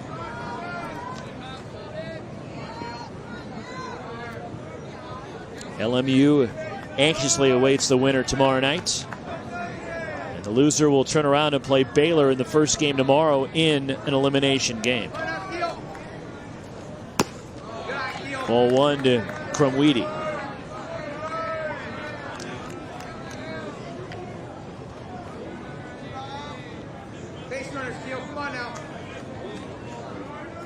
You think Jason Gill's watching this game, Rox? Or is he I guarantee you Jason Gill's watching this game. Head coach at LMU? Steve Rodriguez is watching it too. Strike call to Krumriede. What else would you rather do, really? You're at the biggest time in college baseball. There's baseball everywhere across the country being played. 98 pitches for Ryan Garcia. 1-1 on Keel Krumriede. The pitch up and away. 2-1. What a regional we have. Obviously, we have four great teams. But how about the skippers? Steve Rodriguez, tremendous baseball man. Jason Gill, tremendous baseball. First time we met Evan Porter. And then, of course, John Savage. 2-1 pitch. Strike on the outer half. 2-2. And you think about it, John Savage winning a national title as a coach. Steve Rodriguez winning a national title as a player. Jason Gill he played in 2 College World Series. Yeah. Went to Omaha as a coach as well.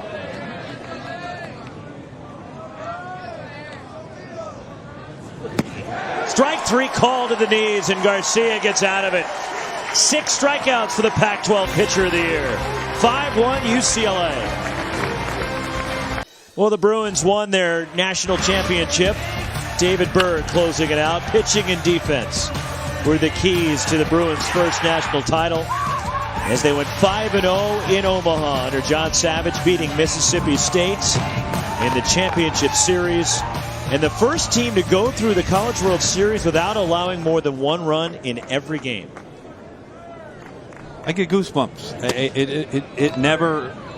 It doesn't matter how long it has been, but as a player, you will never, ever, ever forget your time in Omaha. And if you win it, it's with you forever. Part of the order for the Bruins here in the home 8th. Chase Strumpf, Michael Tolia, Jake Priest due up. David Berg had 3 saves in that College World Series. Pop up a mile high in the infield. And Max Gamm handles it 1 away. First baseman Michael Tolia.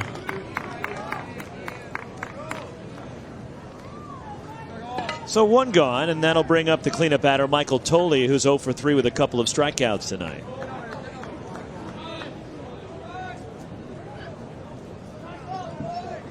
Adam Plutko was the most outstanding player of that College World Series. 2 wins in Omaha, who was the ace of the UCLA staff, but also a James Caprillion in that rotation, who's battled some injuries in the professional ranks, is yet to make the major leagues. And of course, Canning having a pretty good career so far. A good start for the Angels. He pitched well the other day in Oakland. Didn't get the win, but 6 innings, allowed 1 run. 1 strike pitch to Tolia. Hit on the ground, right side. Gamm, a diving stop. To his feet. Throws. Tolia safe at first base. Nice effort, though, from Gamm, the second baseman for Omaha, going out into shallow right. Infield hit, and the 8th hit for UCLA tonight. That's a big at-bat for Tolia.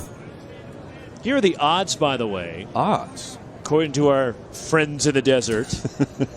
They have Vanderbilt as this favorite to win, with UCLA right behind Vandy. A lot of SEC teams in that favorites. Well, don't they set odds in Las Vegas, not by what Las Vegas thinks is going to happen, but what they think the public thinks is going to happen? Where the money's going to come. And when you think about it, where do you have the most fans in college baseball? In SEC country, right? True. Just saying.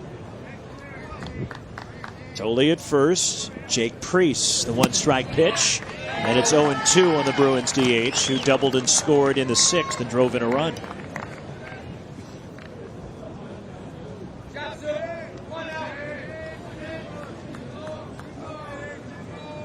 And Supancic, his second inning. A relief after Peyton Kinney went the first 6 for the Mavericks in the dirt. We just talked about the Bruins national championship, but prior to that, John Savage Club had gone to Omaha in 2010 and 12. So I guess the third time was the charm. They'd love to get back there. First things first, though, they got to handle the Summit League champs tonight in the 4-seed Omaha. 1-2 from Supancic in the dirt, knocked down by Bonar. But every year, there's always a surprise team that gets to Omaha. You think of the Coastal Carolina. I mean, Mr. Grant, Gary's club, Gary Gilmore's club, Coastal Carolina. Who'd they beat? They beat the Arizona Wildcats to win it all. That was Jay Johnson's first year as the Arizona head coach. Supancic throws over to first. But that's the beauty of college sports. There's always somebody. It doesn't matter if it's college basketball, right? There's always a sleeper that gets in. And it's no different with college baseball. Somebody will surprise. UMBC agrees with you. Yeah, there you go. Coastal Carolina is a team that fought their way through. Hey, the year Fresno State won the national championship, they were a 4-seed. Yeah, but you know me, with the West Coast, I'm not surprised. Here's your last 5 national champions. And Oregon State winning their 3rd title last year. So the Pac-12 getting one last year. In fact, the Pac-12 has won 3 of the last 7 when you go back. UCLA in 2013, Arizona under Andy Lopez in 2012. Well, 9 out of the last 15 CWS finals, a West Coast team has been involved. Full count on Priest. The pitch. And it's ball 4 with Tolley on the move. There's 2 on for UCLA with 1 out. ESPN Networks brings you every game on the road to Omaha, starting with regional coverage on ESPN2, ESPNU, SEC Network, and ESPN3. Whip-around coverage also available through ESPN3 and the Bases Loaded channel. All coverage available on the ESPN app. 2 on for UCLA, and Jack Stronach the batter.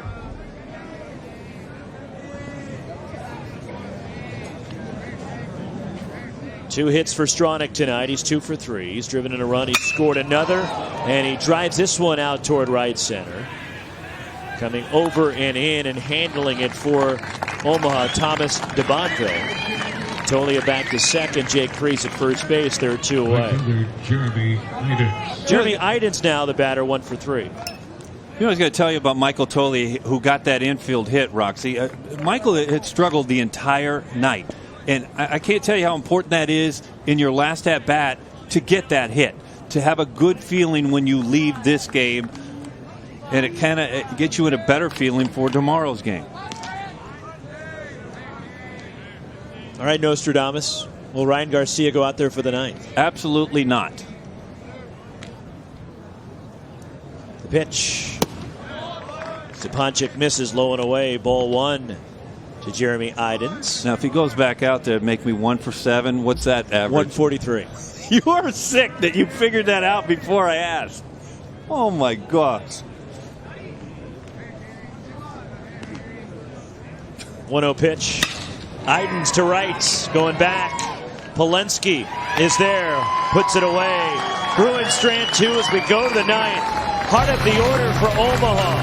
5-1.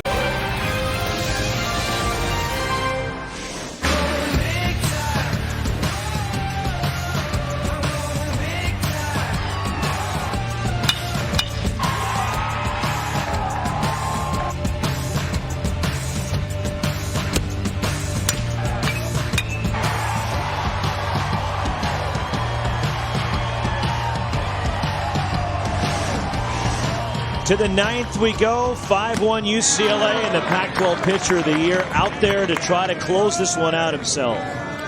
Just over 100 pitches. Heart of the order. Parker Smeckle leads off the 9th for Omaha. He is 0 for 3. Ryan Garcia, the one-strike pitch, hit on the ground to third. Diving stop. Matt McClain to his feet. And the throw gets past Michael Tolley at first base. And Parker Smeckle ends up at second. Leadoff base runner for Omaha here in the 9th. We talked about McClain, who played center field earlier in the season, Roxy, but he played shortstop in high school, and this will tell you why. I mean, makes a great play. Just a bad throw over to Toliev, takes him up the first base line, and runner at second and no outs. And that runner at second, if you're playing defense for UCLA, it doesn't even matter. All you're trying to do right now is get 3 outs. Leadoff base runner, that's an error on McClain. Smeckle at second, the cleanup batter Ben Polensky, 1 for 3 tonight, doubled in the 7th. So an opening for Omaha with a leadoff base runner. As Garcia misses. 4 straight inning, Omaha's had a runner in scoring position. Well, we talked about this UCLA Bruins pitching staff. #1 in the entire nation, Roxy. 2 runs allowed or less in 28 games this year. They're 27-1 in those games. Holden Powell, the Bruins closer, tuning up as Garcia falls behind 2-0. Garcia's got 1 complete game, and the shortstop Ryan Kreidler coming in to have a word with Garcia. Also, Kyle Moore is up with Holden Powell. Powell, number 40. He is the closer for UCLA. 2-0 the count on Polensky here. Nobody out. 5-1 Bruins in the 9th. The only complete game for Garcia in his UCLA career just over a month ago in a shutout against Utah. 2-0 pitch. Skied right side of the infield. Michael Tolia at first base. 1 gone.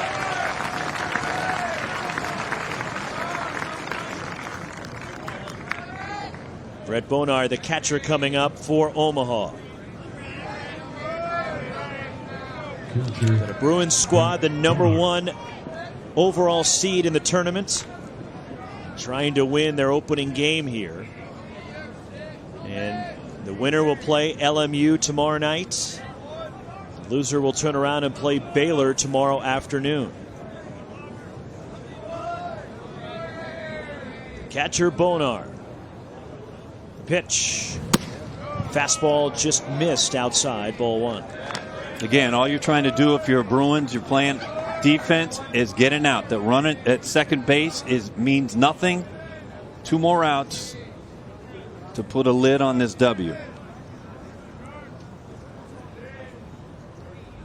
1-0. In there. 1 ball, 1 strike on Brett Bonar. And see, Rox, you see Kreidler at shortstop kind of jockeying around with the runner at second base. And there's really no need at this point in time. You're just trying to get out. And what you don't want to do is open up a 5-6 hole over there. 1-1 pitch. Screamer foul just out in front was Bonar, the off speed. 1-2 the count. Double elimination format here in this regional. Take a look at Kreidler right there. Now the runner at second means nothing, but you see that big hole, the 5-6 hole, it's wide open. And all Omaha's trying to do, Roxy, is extend the inning and get base hits and base runners.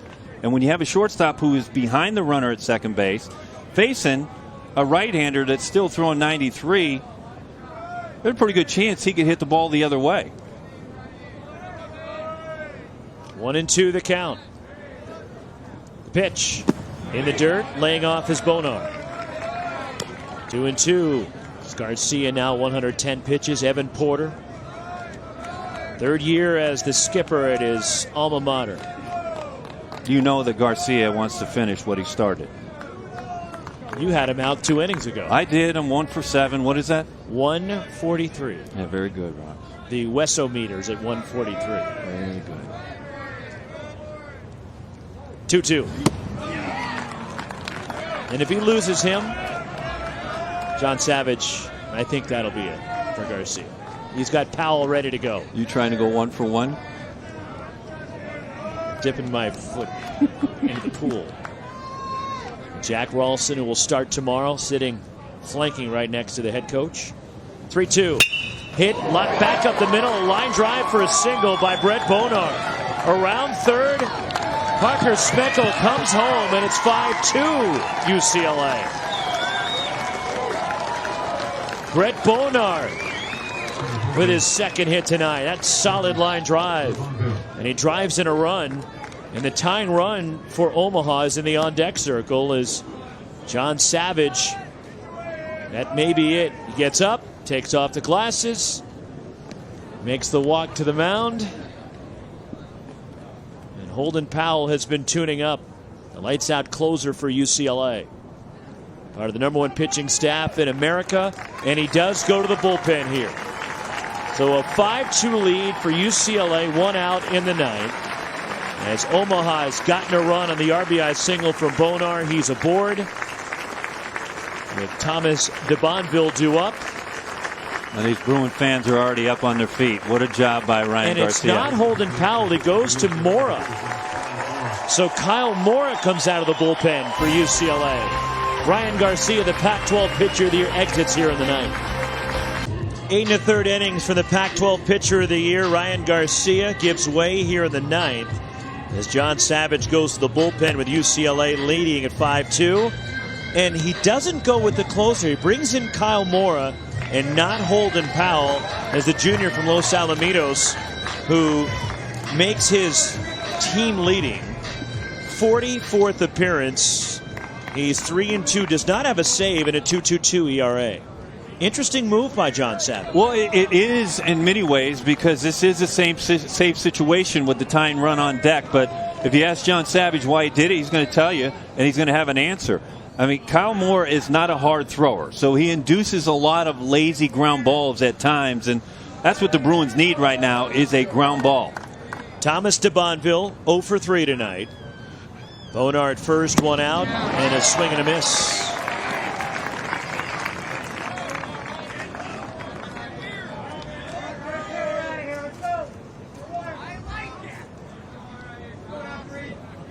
There is DeBonville at the plate. A run in, an error started the inning. And Omaha's capitalized and looking for more. DeBonville lines it to right, hit right at Jeremy Idens. And he makes the grab, and they're 2 away. Bonar back to first. Well, it's interesting that Moore throws 2 fastballs, 87 miles an hour, which is the pitch that he throws least. And just like that, 2 pitches, 1 out. The Bruins 1 out away from getting this W. Moore trying to finish it off, and a pinch hitter for number 16, Omaha. Matt Bondarchuk. And this will be Matt Bondarchuk, the native of Edmonton, Alberta. Left-handed batter.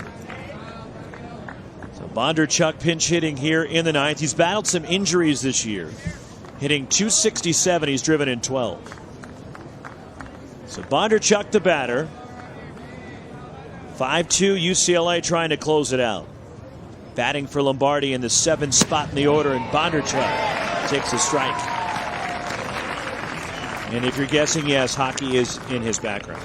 Well, I was going to say this weather right here is this suntan weather with sun, right?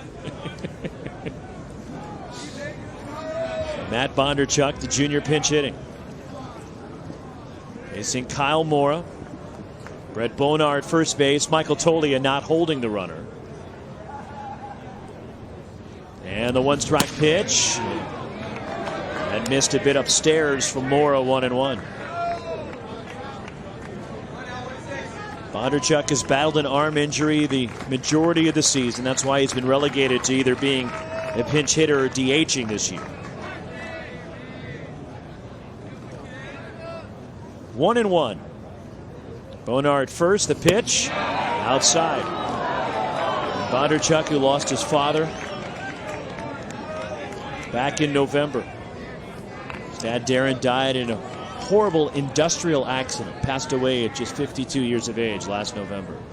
So unfortunately, Matt Bondarchuk has gone through a lot and has had to grow up quite a bit here the last 6-8 months. Takes outside, 3-1. And Evan Porter telling us yesterday, it's as a head coach, and look, it's only been a brief 3 years, but it's without question the hardest thing he's had to deal with as a head coach is Bondarchuk losing his dad. But he does talk to him a lot. Midweek, he calls him a lot, stays in touch, checks in on him.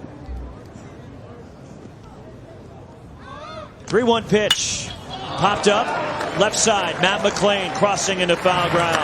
And UCLA has won 5-2, taking this opening round matchup in the Los Angeles Regional from the Summit League champs, the Mavs from Omaha, in a well-pitched ball game. And UCLA, the #1 national seed, got a scare early as Peyton Kinney was cruising. But then in the middle innings, UCLA's offense got going. Well, they did, Roxy. You mentioned it. Omaha took the lead on that home run by Echthout. But then in the bottom half of the 4th inning, the Bruins put 3 on the board. And from that point on, it was all what we've seen the entire year from the Bruins. Great